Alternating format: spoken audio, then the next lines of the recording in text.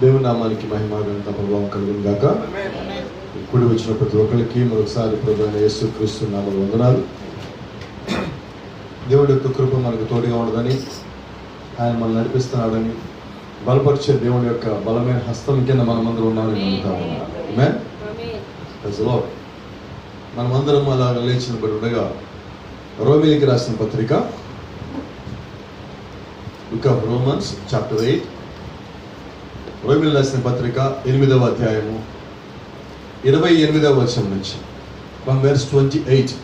Book of Romans chapter 8 from verse 28.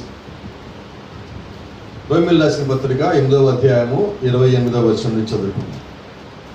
దేవుని ప్రేమించు వారికి అనగా ఆయన సంకల్పము చొప్పున పిలువబడిన వారికి మేలు కలుగుటకై సమస్తమును సమకూడి జరుగుచున్నవని ఎరుగుదుము. Praise the lord. ఆమేన్. ఎందుకనగా తన కుమారుడు అనేక సహోదరులలో జ్యేష్ఠుడగునట్లు దేవుడు ఎవరిని ముందుగా ఎరిగినో వారు తన కుమారునితో సారూప్యము గలవారవుటకు వారిని ముందుగా నిర్ణయించను. Praise the lord.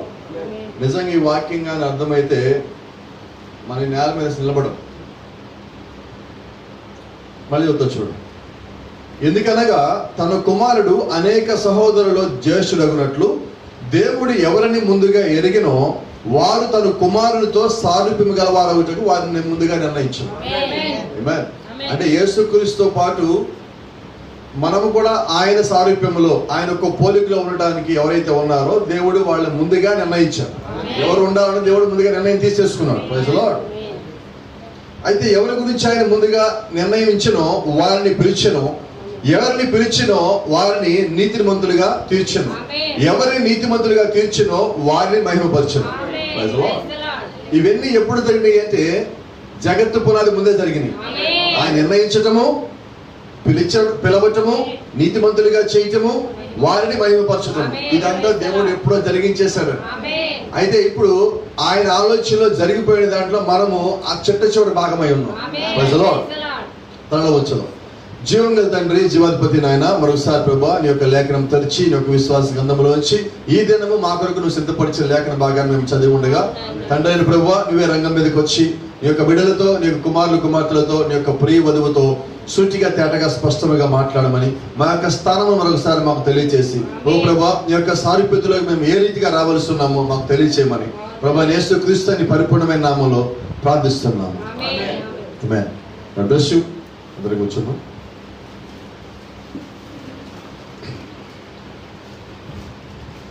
గొప్ప యోధుడైన దావీదు అన్న వర్తమానంలో ప్రవక్త మాట్లాడుతున్నాడు. ప్రభు అయిన యేసుక్రీస్తును విశ్వసించుచు విశ్వాసం ద్వారా నీతిమంతులుగా తీర్చబడిన వారు ఇక్కడ ఎందరున్నారు? చేతులు పైకెత్తిన మీరందరూ విశ్వాసం ద్వారా నీతిమంతులుగా తీర్చబడి ఉన్నారు. ఆయన ఎవరిని పిలిచినో వారిని ఆయన నీతిమంతులుగా చేసెను, ఆయన ఎవరిని నీతిమంతులుగా తీర్చునో వారిని ఆయన మహిమపరచును. ఆమేన్. దేవుని చిత్తము చేయుటకు సర్వశక్తుడైన దేవుని సన్నిధిలో నీ పేరు యేసుక్రీస్తు రక్తముతో చెరపలేని రీతిలో రాసెను. ఎలా రాశారండి? దేంతో రాశారా? ఎవరి రక్తంతో? యేసుక్రీస్తు స్వరక్తముతో నీ పేరు చెరపలేని రీతిలో రాశారండి. ఏ ఒక్కడు చెరపడానికి వీల్లేదు. అంటే నీ పేరులో ఎంత శక్తి ఉందో నీకు తెలుసా? యేసుక్రీస్తు రక్తంలో ఉన్న శక్తి ఎంత అయితే ఉన్నదో నీ పేరులో ఉన్న శక్తి ఉన్నది. ఎందుకంటే నీ పేరు రాసింది అది కోడి రక్తంతోనో మేక రక్తంతో దూడ రక్తంతో కాదండి. ఎవరి రక్తం అది? ప్రభు యేసుక్రీస్తు రక్తంతో. Praise the lord. ఆ పేరు ఎక్కడ రాయబడింది?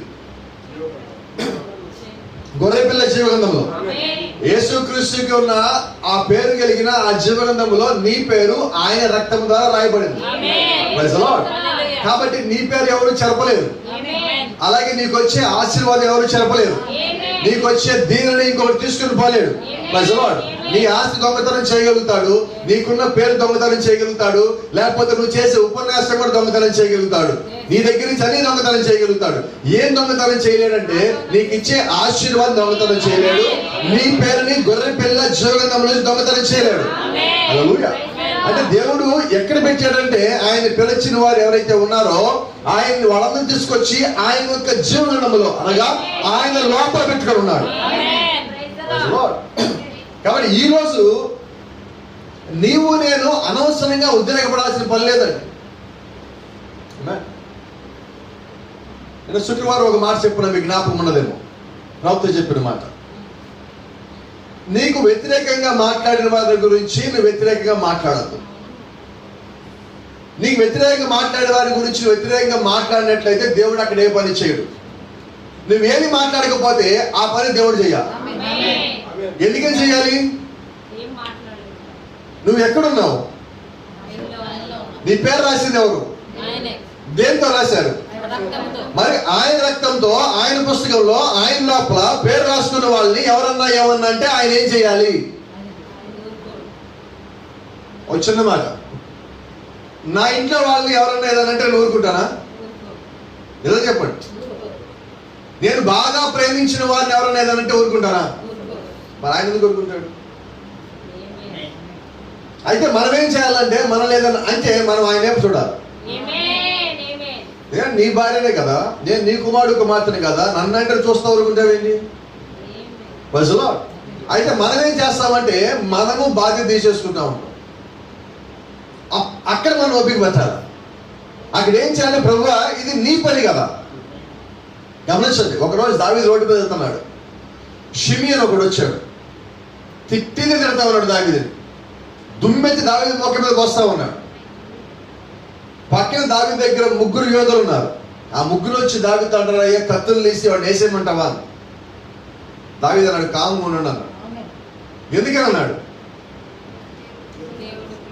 యెహోవా వాడు నన్ను దూషించడానికి అనుమతి ఇచ్చాడు కాబట్టి వాడి సంగతి యెహోవా చూస్తున్నాడు. మీరు కాము అన్నాడు. నీ విశ్వాసం ఎలా ఉంది? ఈ రోజు మనల్ని ఎవరన్నా ఒక మాట అంటే మనం ఏమని చేస్తాం? కళ్ళు ఎర్రబడతాయి, పిడికిళ్ళు బిగుసుకుంటాయి, గాలి పీల్చిన స్పీడ్ అవుతుంది, పళ్ళు పట పట పట పట కొరుకుతూ ఉంటాం, ఊరు ఊరు చూస్తూ ఉంటాం. ఎవరు చేయాలి పని? నువ్వేదో చేస్తున్నావు. నువ్వు అలా ఉండగా దేవుడు లోపల ఉన్నాడు అనుకుంటున్నావా? వినపడలేదు నాకు. దావీదు ఏం చేస్తున్నాడు? దావీదుని దేవుడి చేత అభిషేకించబడిన దావీదుని రోడ్డు మీద వెళ్తానుగా తిడతా ఉన్నప్పుడు దావీదు అనుకుంటున్నాడు, ఈ అభిషేకం నిజమైనది అయితే వాడి సంగతి దేవుడు చూసుకుంటాడు.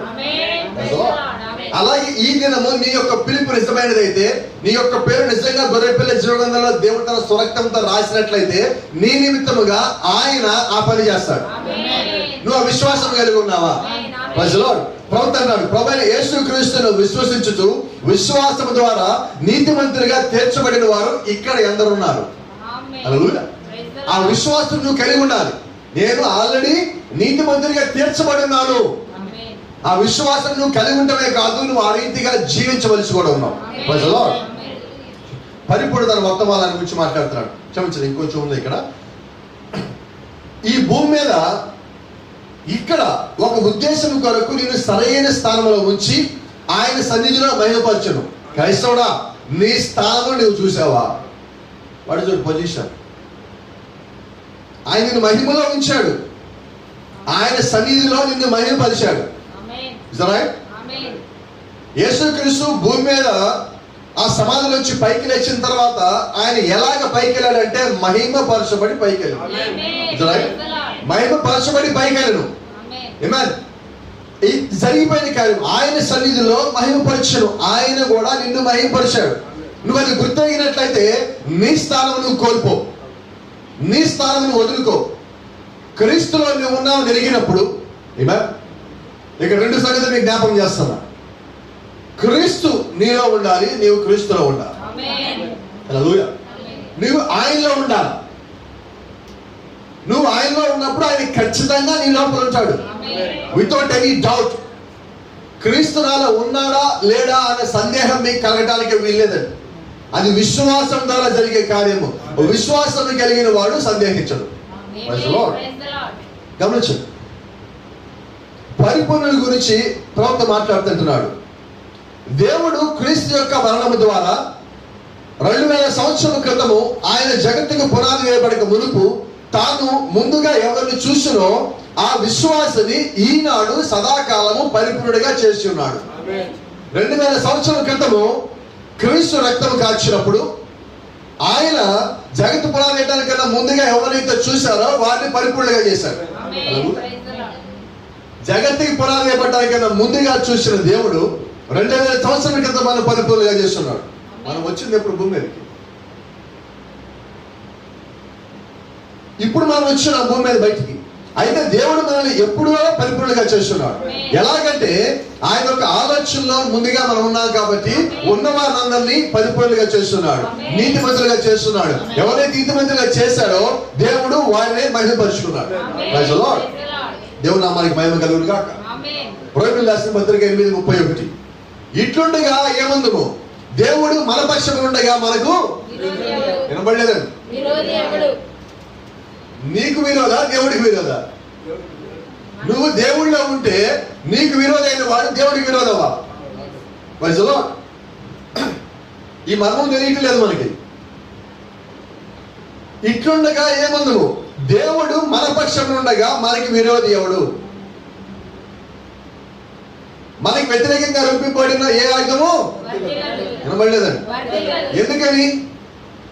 మన పక్షంలో దేవుడు ఉండగా మనకి విరోధి ఎవడు? నీ పక్షం ఉన్నది ఎవడు? దేవుడు. ఇప్పుడు ఎవరికి వ్యతిరేకంగా ఆయుధం తయారు చేస్తున్నారు? ఉన్నది ఆయుధం లేదండి. నీవు ఆ సంగతి గ్రహించాలి. నీ గురించి నీ యొక్క శత్రువు చాలా ప్లాన్లు చేస్తారండి. నీకు ప్లాన్ ఏ ఉండదు, ప్లాన్ బి ఉండదు. అయితే వాడికి plan A, plan B, plan C, plan Z దాకా ఉంటుంది. వాడి పని ఏంటంటే నేను ఏదో ఒక రకంగా పడేయటం. నువ్వు దీంట్లో పడలా, ఇంకో దాంట్లో పడతావు, దాంట్లో పడలా, ఇంకో దాంట్లో పడతావు. వాడు నీ గురించి నీ లోపాలు వెతుకుతానే ఉంటాడు. అలా 7 సంఘ కాలాలకి 2000 సంవత్సరం దేవుడు నిర్ణయిస్తే ఈ 2000 సంవత్సరాలకి దేవుడు 4 ముద్రలు ఇచ్చినట్లయితే ఈ 4 ముద్రలో వాడు 4 సార్లు గుర్రాలు వేసుకుని వచ్చాడు. వదిలిపెట్టాడా? ఫస్ట్ ఎలా వచ్చాడు? వైట్ అండ్ వైట్ వేసుకుని వచ్చాడు, తెల్ల గుర్రం ఎక్కి. రెండోసారి ఏం చేశాడు? ఇది వర్కౌట్ కాల, ఎర్ర గుర్రం వేసుకొచ్చాడు.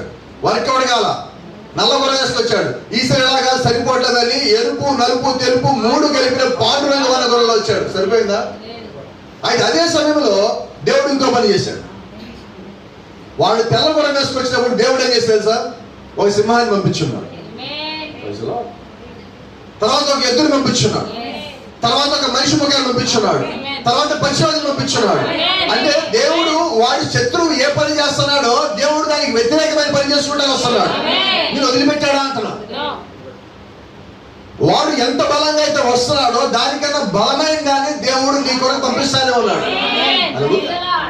కాబట్టి దేవుడు మన పక్షం ఉండగా మనకి విరోధమైన వాడు ఎవడు? నీకు ఒక సంగతి తెలియాలి. ఈ భూమి మీద నువ్వు ప్రత్యేకమైన జనాంగమై ఉన్నావు. ఇంకో సంగతి చెప్పమంటారా?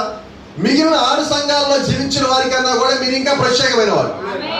మీరు ఎలా పాస్టర్ మనం ప్రత్యేకమైన వాళ్ళు అంటారా? 6 సంఘ కాలాల్లో అయిపోయిన తర్వాత 7వ సంఘకాలం జరుగుతున్నది. ఈ 7వ సంఘకాలం ఒక ముగింపులో ఈ చిట్ట చివరి సంఘకాలంలో వచ్చే చిట్ట చివరి ఫలాలు మనమేనండి. మొట్టమొదటి సంఘకాలంలో వచ్చిన ఫలములు వారు నిద్రించారు. 2వ సంఘకాలం 3, 4, 5, 6 అందరు నిద్రించిన వాళ్ళే. మరి ఇప్పుడు మిగిలినది ఎవరంటే నిద్రించిన వారు ఈ సంఘకాలంలో ఉన్నారు, జీవించి పైకెత్తబడేవాడు ఈ సంఘకాలంలో ఉన్నారు. అంటే మిగిలిన అన్ని సంఘకాలంలో కన్నా ఈ సంఘకాలంలో ప్రత్యేకమైనది ఏంటంటే మరణించిన వారు ఎత్తబడతారు, జీవించిన వారు ఎత్తబడతారు. ఆ కాలంలో మనం ఉన్నాం. కాబట్టి ఈ తరము కంపల్సరీగా ఈ యొక్క 7 సంఘకాలాల్లో ప్రత్యేకమైన తరంగా ఉన్నారు ప్రజలు. కాబట్టి గమనించండి, మన పక్షం ఉన్నది ఎవరు? దేవుడు మన పక్షం తెలిసినప్పుడు మీ పక్షమున దేవుడు ఉన్నాడని వాడికి తెలిసాడు. అయితే వాడు ఏం చేస్తాడంటే వాడు అల్ప సంతోషం. జాగ్రత్త గుర్తుపెట్టుకోండి. నీ శత్రువు నిన్ను కింద పడదోస్తాడు, పడదో కూడా వాడు అనుకుంటాడు ఇంక పని అంతా అయిపోయింది. అయితే వాడికి ఒక సంగతి తెలియచలా, వాడి వల్ల నీ అంతం జరగదు. నీ ఎప్పుడు గుర్తుపెట్టుకో, యుద్ధము ఎవరు ఓడిపోతాడో తెలుసా? ఒక పరుగు పందెము ఎవడు ఓడిపోతాడో తెలుసా? మొదటి స్థానంలో వచ్చేవాడు గెలిచాడండి, రెండో స్థానంలో వచ్చేవాడు ఓడిపోలా, 3, 4, 5, 6, 7, 8, 9 వచ్చినప్పుడు ఓడిపోలా. ఎవడైతే పరుగు పందెం ఆపేసేవాడు నిజంగా ఓడిపోయినాడు. నువ్వు ఓడిపోలా, ఏదో ఒక స్థానం వచ్చున్నావు, నువ్వు మొదట రాకపోయి ఉండొచ్చు, అయితే నీ పరుగు పందెం నువ్వు పూర్తి చేయవలసి ఉన్నావు. ఈరోజు చాలా మంది ఏం చేస్తారు తెలుసా? పరుగు పందాలు ఆపేస్తున్నారు. నా వల్ల కాదులే, నేను వెళ్ళలేనులే, నాకు అవ్వదులే, నాకు కుదరదులే. క్రీస్తుగా నేను పిలిచినట్లయితే ఆ పరుగు పందు నువ్వు ఆపవు. నిన్ను పిలిచిన వాడు నమ్మదగిన వాడు. నిన్ను పిలిచిన వాడు నమ్మదగిన వాడు అయినప్పుడు నీకు విజయం దక్కుతుందా దక్కదా? క్రీస్తులో ఉన్నవారు ఓడిపోతారా?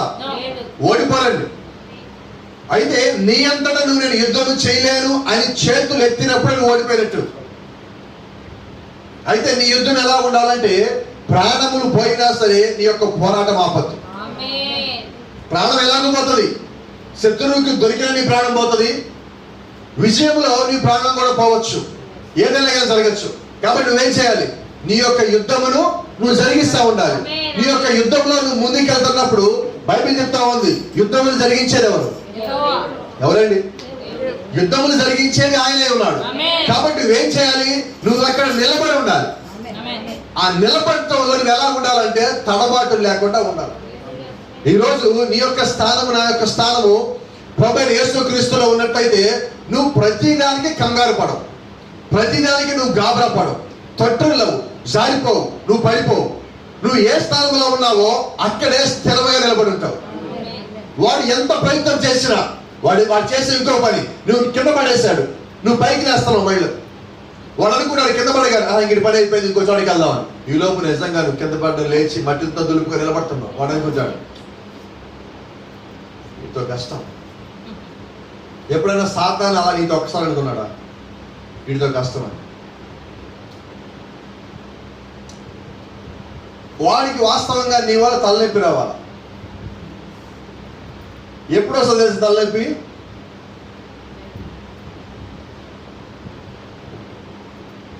మా ఇంట్లో మైకేల్ ఉన్నాడు, డ్రెస్సింగ్ టేబుల్ కింద డోర్ ఉంటుంది, దాన్ని లాగుతాడు, వెళ్ళి కొట్టుకుంటాడు. మేము తీసుకొచ్చి వెనకాల కూర్చోబెడతాం, మళ్ళీ వెళ్తాడు అక్కడికి, మళ్ళీ లాగుతాడు, మళ్ళా తీసుకొచ్చి కూర్చోబెడతాం, మళ్ళా వెళ్తాడు అక్కడికి, మళ్ళా తీసుకొచ్చి కూర్చోబెడతాం, మళ్ళా వెళ్తాడు. ఏం చేస్తున్నాడు?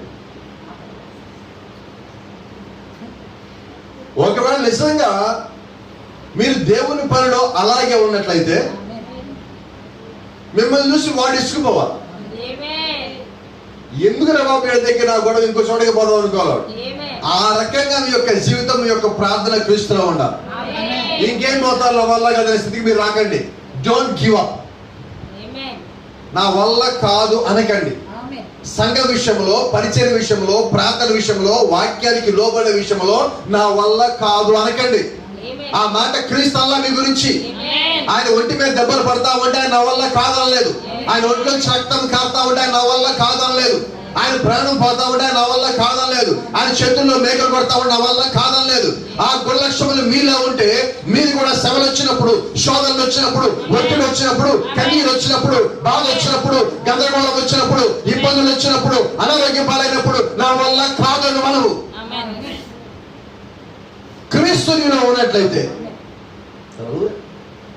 వాడెవడో నిన్ను బాధ పెట్టడానికి. నీకు సంగతి తెలుసా? నిన్ను బాధ పెట్టే హక్కు వాడికి లేదు. అయితే వాడికి ఆ సంగతి తెలుసు. నిన్ను కన్ఫ్యూజన్ పడేస్తాడు, గందరగోళంలో ఉంచుతాడు. దేవుడి నుంచి దూరం అయిపోవటానికి కావలసిన ప్రతి ఒక్క ఏర్పాటును వాడిని జీవితంలో చేస్తాడు. అయితే దేవుడి పిల్లలు ఏం చేస్తారంటే దాన్ని దాటుకొని వస్తారు. వాళ్ళు ఏం చేస్తారంటే సంఘానికి రావడానికి మొట్టమొదటిగా చేసే పని తెలుసా? అనారోగ్యం బాగా చేస్తాడు. నువ్వేం చేయాలి? వినపడ్డా నాకు? మనకి ఆరోగ్యం బాగోకపోతే హాస్పిటల్కి పోతాం, పోవా? భూమి మీద అత్యంత గొప్ప హాస్పిటల్ ఏంటో తెలుసా? చర్చ్.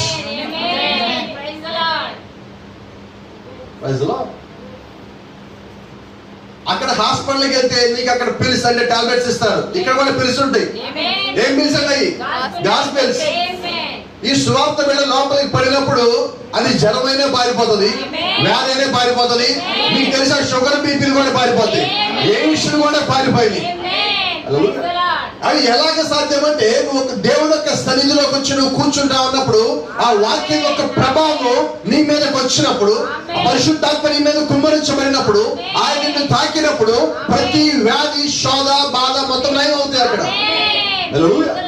నువ్వు చేయవలసింది ఏంటంటే వాక్యానికి లోపడి నిలబడటం, ఆ యొక్క గందరగోళమైన పరిస్థితుల నుంచి ఛేదించుకొని ముందుకు రావటం, వాటి నుంచి నువ్వు తోసుకొని ముందుకు రావాలి. ప్రవక్త అంటాడు, ఏ స్థితి అయినా ఉండు, ఏ కాలం చేతైనా కానీ సంఘానికి రావటం మానద్దు. రాలేదు ఏం చేయాలి? ఆర్థిక పరిస్థితి బాగా ఏం చేయాలి? సోమవారం నుంచి నువ్వు శనివారం దాకా ప్రార్థన చేస్తే ఆదివారం నువ్వు రాకుండా ఉండటానికి ఎవరైనా అడ్డుపడ్డగలరా? దేవుడు ఏర్పాటు చేయలేడా? దేవుడు నామానికి భయం కలుగునుగా. వాడు చేసే ఇంకో పని, wherever your enemy throws into the depths, then he thinks that it is over. వాడు ఏం చేస్తాడంటే ఫస్ట్ అప్పు నుంచి చేయమంటాడు, తర్వాత అప్పుని తీర్చని పరిస్థితి నీకు తీసుకుని వస్తాడు. అప్పు ఇచ్చిన వాడి దగ్గర నుంచి ఒత్తిడి తెస్తాడు. ఆ అప్పు తీర్చడం కోసం నేను ఇంకో చోట అప్పు చేయమంటాడు. నువ్వు ఆ అప్పు తీసుకున్నావు, దాన్ని పెంచుకుంటా పోయాడు. ఇప్పుడు ఏం చేశాడు? నేను అప్పుల్లో కూరుకుపోయేటట్టు చేశాడు. ఇప్పుడు వాడు తప్పుకుంటాడు. ఇప్పుడు నీ పరిస్థితి, ఇంట్లో నుంచి బయటికి రావాలంటే ఎవడే అప్పు అడుగుతాడు? ఒత్తిడేనా? ఇది మానసికమైన ఒత్తిడి. ప్రార్థనకి రావాలంటే నన్ను ఎవరైనా చూస్తారేమో. మనం కొన్నిసార్లు సంఘంలో ఎవరో ఒకళ్ళకి అప్పు తీసుకుంటా ఉంటాం. చర్చికి వెళ్తే వాళ్ళు అప్పు అడుగుతారేమో అని చర్చికి రా. ఇప్పుడు వాడు ఏం చేశాడు? నిన్ను సంఘానికి రానియకుండా అప్పు అనే బలహీనత ద్వారా వాడి పని వాడు జరిగించాడు. అయితే నువ్వేం చేయాలి? జయించాలి, అడుగు ముందుకేయాలి. అవునయ్యా చేశాను, ఇస్తాను, ప్రార్థన మానేమంటావా? ఏం చేస్తారు? చర్చిలోకి వచ్చారని అడగద్దు, బయటకు కనిపిస్తాడు. చెప్పలేము మనం. క్రీస్తు నిమిత్తమైన నింద ఉత్తమమైన భాగ్యం ఎంచుకొని మోషే తనకున్న సమస్తాలు నిలిపించాడు. దానికన్నా పెద్దది సమస్య కానే కాదండి. అయితే వాడు చేసిన పని ఏంటంటే నీ మీదకి అప్పు ద్వారా ఒత్తిడి తీసుకుని వచ్చాడు. ఇంకో పని చేస్తాడు. when your enemy starts soaking you in the problems, వాడు చేసే పని ఇంకొకటి ఏంటంటే నేను సమస్యల్లో ముంచుతా ఉంటాడు. ఇది పోతే అది, అది పోతే ఇది, అది పోతే ఇది ముంచుతానే ఉంటాడు, వదిలిపెట్టాడు. వాడి పని ఏంటంటే ఏదో రకంగా నువ్వు దేవుడు వదిలిపెట్టాలి. మానసికమైన ఒత్తిడి, నేను పనియటము, తోసేయటము, గందరగోళం ఉంచడము, సమస్య సృష్టించడము, అప్పుల పనియటము. వాళ్ళు చేసేది ఒకటి కాదు, రెండు కాదు, అన్నీ ఉన్నాయి. వాడి దగ్గర చెప్పారు plan A, plan B, plan C. అది గుర్తుపెట్టుకోండి. దేవుడు మన పక్షంలో ఉండగా మనకి విరోధి ఏమో. నీకు అది జ్ఞాపకం రావాలి. ఆ ఒత్తిడి వస్తున్నప్పుడు నీకు సంగతి జ్ఞాపకం రావాలి. నేను దేవుడిలో ఉన్నాను ఆ నమ్మకం నీకు ఉన్నట్లయితే, ప్రవక్త అంటాడు ఆయన మిమ్మల్ని నీతిమంతులుగా చేసెను. చేస్తాడు కాదు, చేసెను. జగత్తుకి పునాది పడ్డానికి కన్నా ముందుగానే దేవుడు ప్రేమ చేత క్రీస్తు మనలను ఏర్పరచుకోలేను అని జరిగిపోయినది. ప్రవక్త అంటాడు ఆయన మహిమపరచను జరిగిపోయినది. నువ్వు జరిగిపోయిన దాంట్లో నువ్వు ఉన్నావు. నీ యొక్క ముగింపులో నువ్వు అక్కడే ఉంటావు. అయితే ఈ యొక్క వర్తమానం ఇప్పుడు జరుగుతున్న కాలంలో ఇవన్నీ నువ్వు భరించాలి. వీటన్నింటి నువ్వు ఒత్తిడికి గురైనప్పుడు తట్టుకోవాలి. ఒక మాట చెప్తాడు, ద్వారం లోపల ద్వారం ఉన్న వర్తమానంలో డోర్ అనే డోర్ అనే మెసేజ్ అని మాట్లాడుతుంటాడు. ఒక పెయింటింగ్ ని వేసిన తర్వాత ఈ పెయింటింగ్ ని హాల్ ఆఫ్ ఫ్రేమ్ అని చెప్పి ఒక గది ఉంటుంది. అంటే ప్రసిద్ధి చెందిన చిత్రపటాల మొత్తాన్ని, పెయింటింగ్స్ మొత్తాన్ని ఒక గదిలో పెడతారు. దాన్ని హాల్ ఆఫ్ ఫ్రేమ్ అంటాం. అది సందర్శకులు దాని లోపలికి వచ్చి చూడడానికి అవకాశం ఉంటుంది. ఒక పెయింటింగ్ ని ఒక ఆర్టిస్ట్ పెయింట్ చేసిన తర్వాత దీన్ని తీసుకొచ్చి డైరెక్ట్ గా హాల్లో పెట్టారండి. ఎక్కడ పెడతారు తెలుసా? Critics room. విమర్శకుల గదిలో పెట్టాలి ముందు దీన్ని తెచ్చి. పెయింటింగ్ అయిపోయింది, ఇది ఆ ప్రసిద్ధి చెందిన గదిలోకి పోవాలి. ఈ మధ్యలో ఏం జరగాలి? విమర్శకుల ముందు దీన్ని పెట్టాలి. ఇప్పుడు విమర్శకులు ఏం చేస్తారంటే దీన్ని చూసి విమర్శ చేస్తానే ఉంటారు. విమర్శ చేసినప్పుడు ఆ ఆర్టిస్ట్ అక్కడ నిలబడి వాళ్ళు చేసిన విమర్శకి సమాధానం చెప్పాలి. ఇప్పుడు ఆ పెయింటింగ్ ఎవరంటే మనమే ఈరోజు. ఆ హాల్ ఆఫ్ ఫ్రేమ్ ఏంటంటే పరలోకం అని. ఈ పెయింటింగ్ నేసిన ఎవరంటే ప్రభువైన యేసుక్రీస్తు. ఇప్పుడు ఆ విమర్శకులు ఎవరంటే అపవాది. అపవాది మన గురించి ప్రశ్నిస్తున్నప్పుడు సమాధానం ఇచ్చేది ఎవరు? వినబడలేదన్నా. ఈ పెయింటింగ్ మాట్లాడదండి, పెయింటింగ్ కామ్గానే ఉంటుంది. అయితే మాట్లాడేది ఎవరంటే ఈ పెయింటింగ్ అనగా ఈ కళాఖండాన్ని తయారు చేసిన వ్యక్తి మాట్లాడతాడు. ప్రభువైన యేసుక్రీస్తు పరలోకంలో ఉన్నప్పుడు, లేదంటే ఆయన ఆదాము అనే ఒక కళాఖండం తయారు చేశాడు మొట్టమొదటిగా భూమి మీద. ఆ తర్వాత యేసుక్రీస్తు అనే మరొక కళాఖండం తయారు చేస్తున్నాడు. అదే దేవుడు ఈ రోజు వధువని ఇంకొక కళాఖండం తయారు చేస్తున్నాడు. అయితే ఇది పరలోకం వెళ్ళడానికన్నా ముందు ఎక్కడికి వెళ్ళాలి? It must be the room of critics. అది కంపల్సరీగా విమర్శకుల గదిలోకి పోవాలి. అక్కడ వాళ్ళు ఏం చేయాలి? వాళ్ళ పని ఏంటో తెలుసా? వినబడలా? నువ్వు ఏం చేస్తే వాళ్ళు విమర్శిస్తారు. బాగున్నావా అంటే నేను బాగకూడదని కోరుకుంటున్నావా? ఆనందన్నావా అని మేము ఆనందమ్మా అంటే వాడి దగ్గర పాజిటివ్ ఆలోచనే ఉండదు. నువ్వు ఏమైనా అడుగు. ఇంట్లో అందరూ బాగున్నారా? ఏం బాగూడదని కోరుకుంటున్నావా? ఏంటి వాడు ఆలోచన? నువ్వేం అడుగుతున్నావు? వాడే సమాధానం చెప్తున్నాడు. అంటే వాడు దేంతో నింపబడ్డాడు? నెగిటివ్ ఆలోచన నింపబడిన వాడు ఎవడో తెలుసా? నెగిటివ్ ఏ రంగులో ఉంటుందండి? వాడు ఆలోచన ఏ రంగులో ఉన్నాయి? వాడి పనులన్నీ ఎప్పుడు చేస్తాడు? చీకట్లో. వాడి నాటిక ఎప్పుడు గురుగులు? వాడి పనే అది. గోధుమలు మంచిగా ఉన్నాయి, మంచిగా ఉండడం నచ్చదు. నీ జీవితం మంచిగా ఉండడం నచ్చదు. వాడు ఏం చేస్తాడంటే వాడి డ్యూటీలో వాడు జాయిన్ అయిపోతాడు. 24 hours వాడు డ్యూటీలోనే ఉంటాడు. అయితే వింతైన విషయం ఏంటంటే వాడికి తెలియని సంగతి ఇంకోటి ఉన్నది. దేవుడి యొక్క దూతలు కూడా నీ పక్షమున 24 గంటలు ఆయన యొక్క డ్యూటీలో ఉన్నారు. Bible side and profit side. Bible చెప్తా ఉంది, ప్రవక్త చెప్తా ఉన్నాడు. దేవుని యొక్క దూతల వలయము నిత్యము నీ చుట్టూ చేరి నీకు కాపరి కాస్తా ఉన్నాడు. సో దేవుడిని వదిలిపెట్టాడా? వాడు వదిలిపెట్టాలా? దేవుడిని వదిలిపెట్టరా? ఇక్కడ చేయాల్సింది ఏంటి? వాడి ఒత్తిడి వాడు కలిగిస్తున్నాడు, దేవుడు యొక్క రక్షణ నీకు ఇస్తానే ఉన్నాడు. నువ్వు నిలబెట్టమే. Be still know that I am God. మీరు నిలబడి ఊరకొనుడి, నేనే దేవుడిని అని తెలుసుకొని. మనం ఏం చేయాలి ఇప్పుడు? నా పని ఏంటండి? ఈ ఇద్దరి మధ్యలో నిలబడి ఉన్నా నేను. ఒక ఆయన నన్ను గెలిపిస్తాడని నాకు తెలుసు, ఇంకో నన్ను పడగొడతాడని తెలుసు. వీడిని పడగొట్టగానే ఆయన చేయించి పైకి లేస్తాడు. అయితే మీరు ఒక మాట అనొచ్చు, సహోదరా అసలు పడిపోకముందు నన్ను ఆపొచ్చు కదా, దేవుడు ఎందుకు పడగొట్టనీయటం? నువ్వు ఎంత స్ట్రాంగ్ నీకు తెలియాలి. మామూలుగా మనం ఏమనుకుంటాం, నేను స్ట్రాంగ్ అండి, నేను ఏమి వచ్చినా కానీ అంటావు కదా, అది మంటానికి వీల్లేదు. అందుకని దేవుడు పని అంట. పడిపోగానే అరే ఎంత చిన్నదానికి పడిపోయావా? ఇప్పుడు అది వచ్చాడు ప్రభు అనగా నేను ఎక్కడే ఉన్నాను, పక్కనే ఉన్నాను. పేదరు ప్రభు అని కాకిపడ్డగానే ఎందుకు అడుగుతా ఇక్కడే ఉన్నా కాదు, కుడి చెయ్యి పైకి ఇచ్చి లాగాడు. అదే దేవుడు ఈ రోజు నువ్వు సమస్యలో పడిపోయినప్పుడు, ఇబ్బందుల్లో పడిపోయినప్పుడు, అప్పుల్లో కూరుకోయినప్పుడు, ఒత్తిడిలో పడిపోయినప్పుడు, వారిని తోసేసినప్పుడు నువ్వు మొదపెట్టి ఒక్క కేక పెడితే ఆయన నీ పక్కనే ఉండి చెయ్యి ఇచ్చేది దగ్గరే ఉన్నాడు. నువ్వు కేక పెడితే ఆ కేక ఆ వినిపించే దూరంలోనే ఆయన ఉన్నాడు ఈరోజు. You must know him. ఆయన అంత దగ్గరగా ఉన్న సంగతి నీకు తెలియాలి. Let me tell you, when the enemy crushes you, then he thinks that it is over. వాడు నీ హృదయాన్ని ముక్కలు చేస్తాడు, నీ శరీరాన్ని నలగొడతాడు, నీకున్న ఆలోచనల మొత్తాన్ని గందరగోళం చేసి పడేసిపోతాడు. ఇప్పుడు నీ పరిస్థితి ఏంటి? కొన్నిసార్లు మన ఇళ్లలో కూర్చుంటా ఉంటాం, గది తలుపులు వేసుకొని లోపల లైట్లు ఆఫ్ చేసి ఒక మూలకెళ్ళి కూర్చొని తినమంటే ఏమంటాం?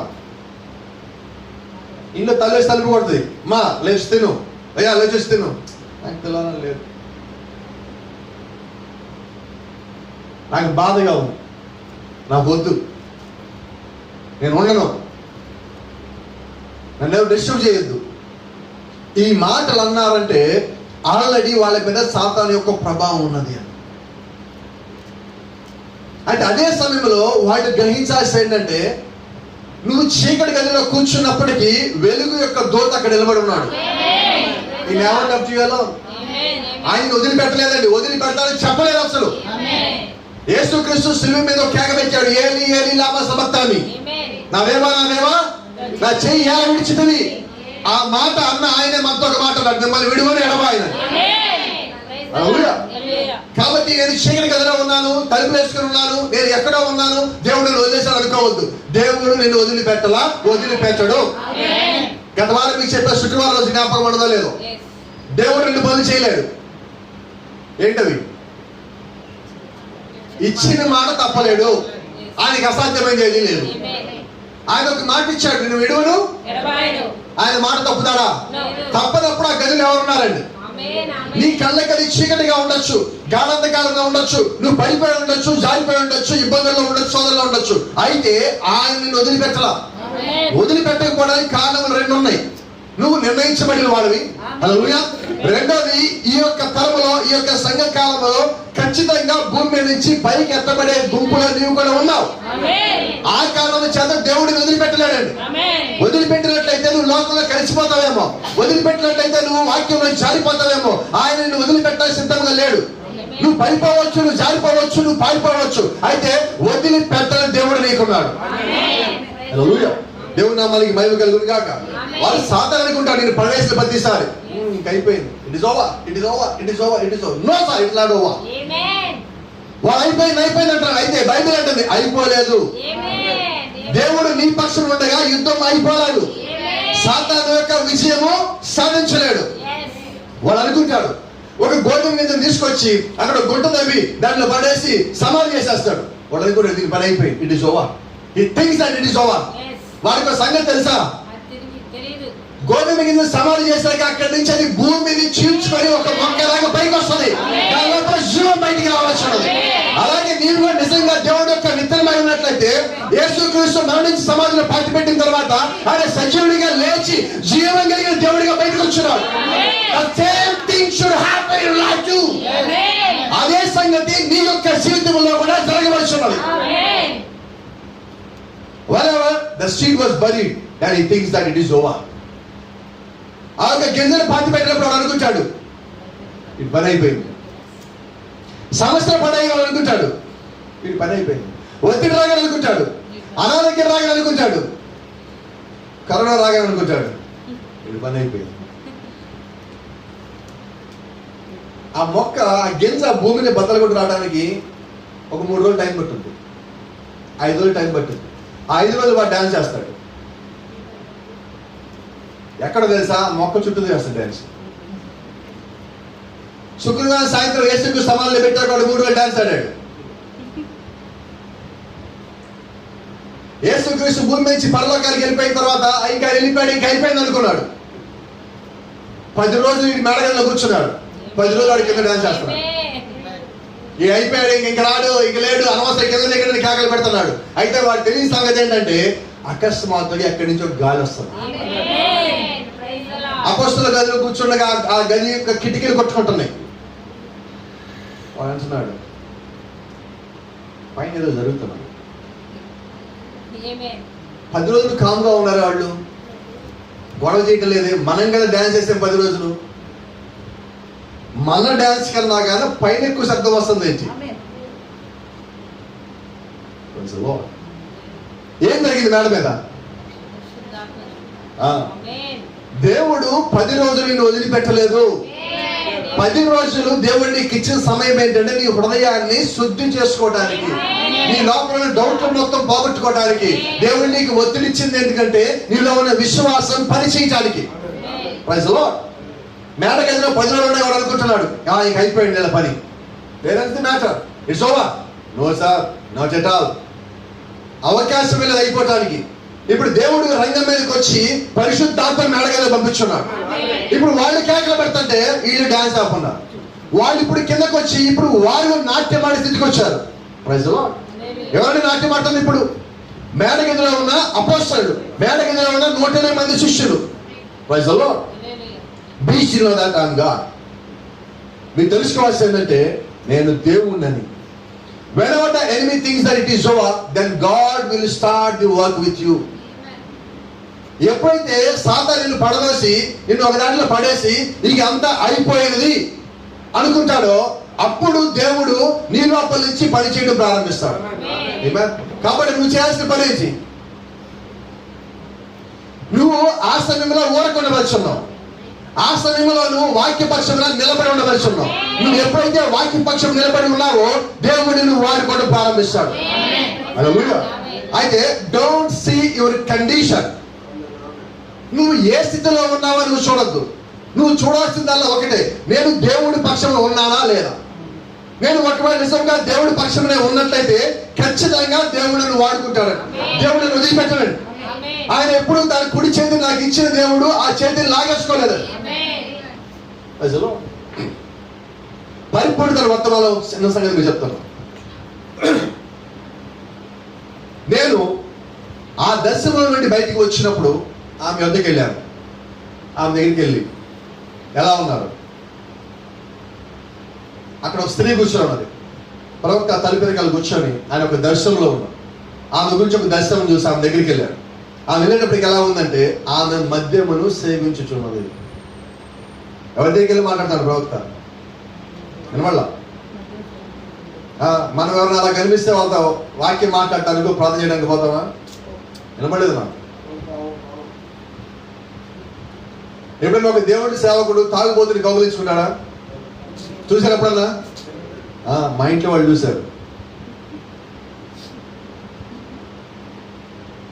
తాగుబోతు వ్యక్తి వాంతి చేసుకుంటే మొత్తం అంతా కారిపోయి ఉంటే అతన్ని కౌగిలించుకుని ఎవరైనా సేవకుడు బాధ చేయగలుగుతాడా? కానీ నేను చేశానండి.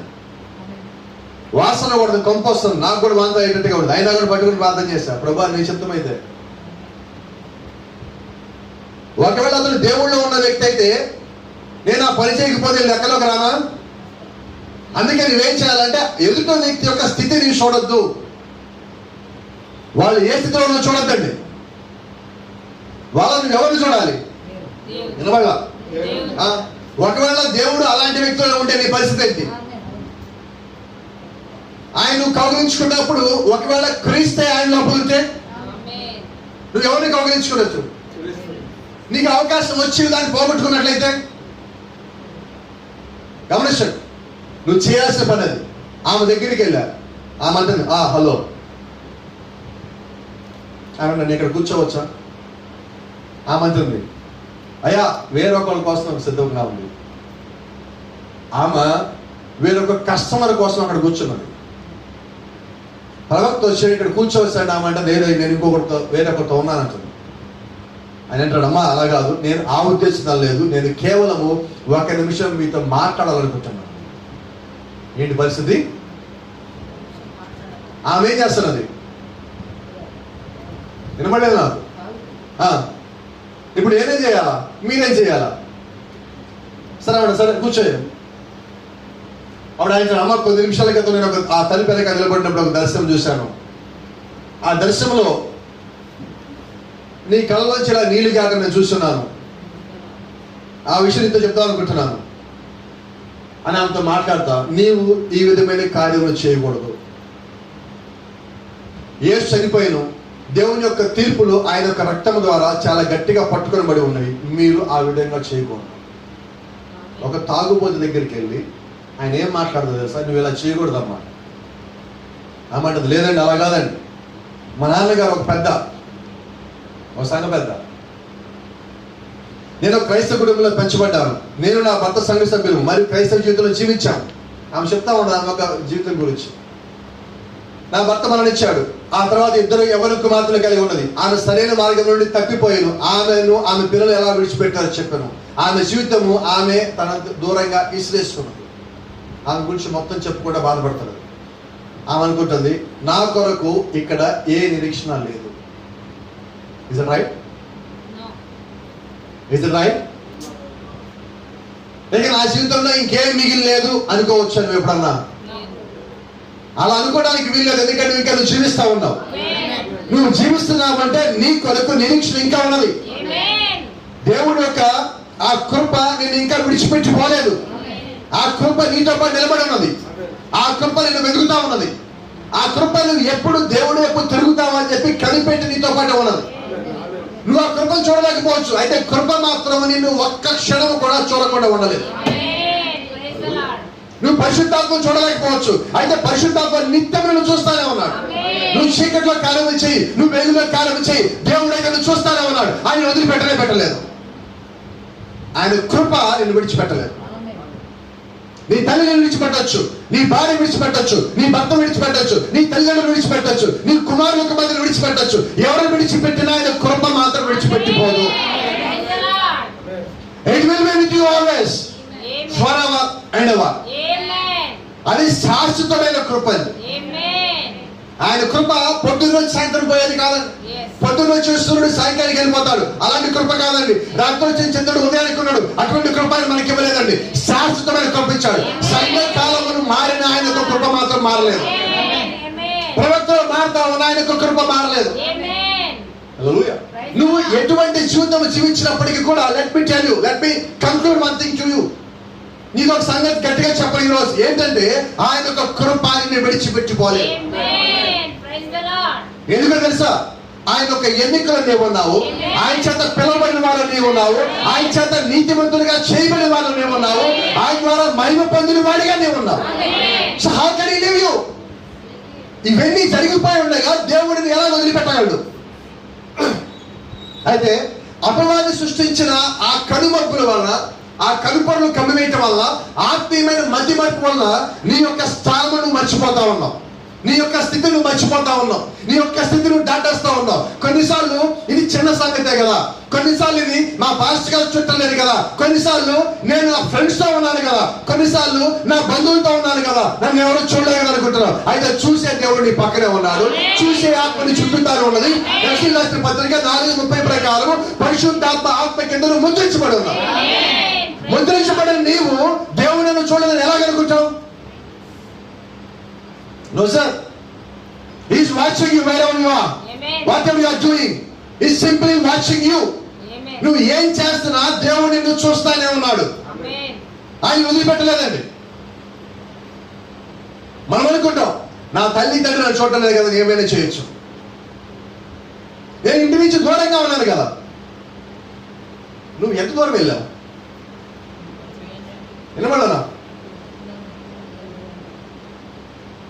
దేవుని యొక్క కళ్ళు దృష్టి నుంచి నువ్వు తప్పించుకోగలవా? కొన్నిసార్లు తెలుసా, మనము సేవకుడికి కూడా అబద్ధాలు చెప్తాం. అయితే ఆ సంగతి దేవుడికి తెలుసా తెలీదా? ఖచ్చితంగా తెలుసా. ఆ లెక్క మనం చెప్పాలా వద్దా? ప్రవక్త అన్నాడు, ఆమె నిరీక్షణ లేదని అనుకుంటున్నప్పుడు ప్రవక్త అంటున్నాడు, దేవా కరుణించుము, ఆయన ముందుగా ఎవరిని ఎరుగునో వారిని పిలిచెను. ఆ స్త్రీని గురించి కూడా ప్రవక్త ఏమనుకున్నాడంటే, నిజంగా ఆమె కూడా దేవుడు పిలిచిన వాళ్ళు ఉన్నదే కదా. ఆమంటుంది, ఈయన చూసి, ఈయన మాట్లాడిన మాటలు చూసి, అయ్యా నువ్వు బ్రహ్మం కదా నువ్వు అన్నాడు. అవునమ్మా. అదామంటుంది, నేను ఈ విధముగా ఇక్కడ కూర్చొని ఉన్నటకు నాకు నేనే సిగ్గుపడుతున్నాను అంటున్నారా? అక్కడ నాకు మరొక అవకాశం కూడా మీరు అనుకుంటున్నారా? ఆమె ఒక చోట కూర్చొని తాగుతా ఉన్నది. ప్రాఫిట్ వచ్చి మాట్లాడిన తర్వాత ఆమె లోపల పశ్చాత్తాపం బిగినైన. అప్పుడు దాకా నాకు నిరీక్షణ లేదన్నది. ఇప్పుడేమంటుంది తెలుసా? అయ్యా నాకు ఇలాంటి జీవితం జీవిస్తాను, నాకు కూడా ఇంకా అవకాశం ఉంది అక్కడ. Are you hearing me? Still there is any opportunity is waiting for me? ఇప్పుడు దాకా నాకు నిరీక్షణ లేదన్నది. ఇప్పుడు ప్రవర్తన అవుతుంది, అయ్యా నాకు అక్కడ అవకాశం ఉంది ఇంకొకటి. అంటే నీ హృదయంలో ఏదో ఒక మూల అవకాశం ఉంటే బాగుండని ఒక చిన్న ఆలోచన ఉన్నది. ఆ చిన్నది చాలండి. ఆ చిన్న ఆలోచన ఏదైతే ఉన్నదో ఆ ఆలోచన నీది కాదు, దేవుడు ఇచ్చినది. ఆ చిత్తంలో నేను ఉన్నానా? అమ్మంటుంది, ఇదిగో ఇక్కడ కూర్చుని ఈ విధంగా ఇలా తాగడానికి సిగ్గుపడుతున్నా. ప్రవక్త అన్నాడు, అమ్మ నువ్వు ఇలాంటి పనులు చేయకూడదు అనగానే దేవుడు యొక్క చిత్తంలో ఉన్న వారికి ఏమనిపిస్తుందంటే వాళ్ళు చేసే పనిని చూసి వాళ్ళు సిగ్గుపడుతున్నారు. వాదించలేదా? సమస్య దగ్గరికి ఆయన ఒక మాట చెప్పాడు, అమ్మా ఇదిగో నీతో ఉన్నవాడు ఆడవాడు, ఇంతమంది నీకు ఐదుగురు ఉన్నాడు, నీ వీడు కూడా నీ భర్త కాదన్నాక ఆమె వాదించలా, నీవు ప్రవక్తవు కదా అంట. ఎందుకని?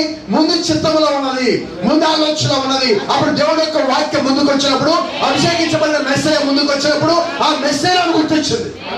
ఆ వచ్చిన వ్యక్తి కాదండి, ఆ వాక్యము, ఆ యొక్క చిత్తము ఎవరైతే ఉన్నారో వారిని ఆమె గమనించింది.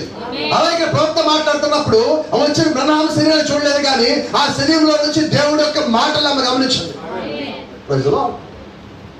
అప్పుడు అంటున్నాడు, అమ్మా యేసు తన చేతులు చాపి నీ వస్తావని కనిపెట్టుచున్నాడు. ఈ మాట నాకు నిరీక్షణ ఉన్నదా? ఈమె కోసం నిరీక్షణ ఉన్నదో లేదో అని అనుకునే ఈమె గురించి ఆయనకి నిరీక్షిస్తా ఉన్నాడు. అంటే ఇప్పుడు చూడలేదు ఎవరు? ఎందుకని చూడలా?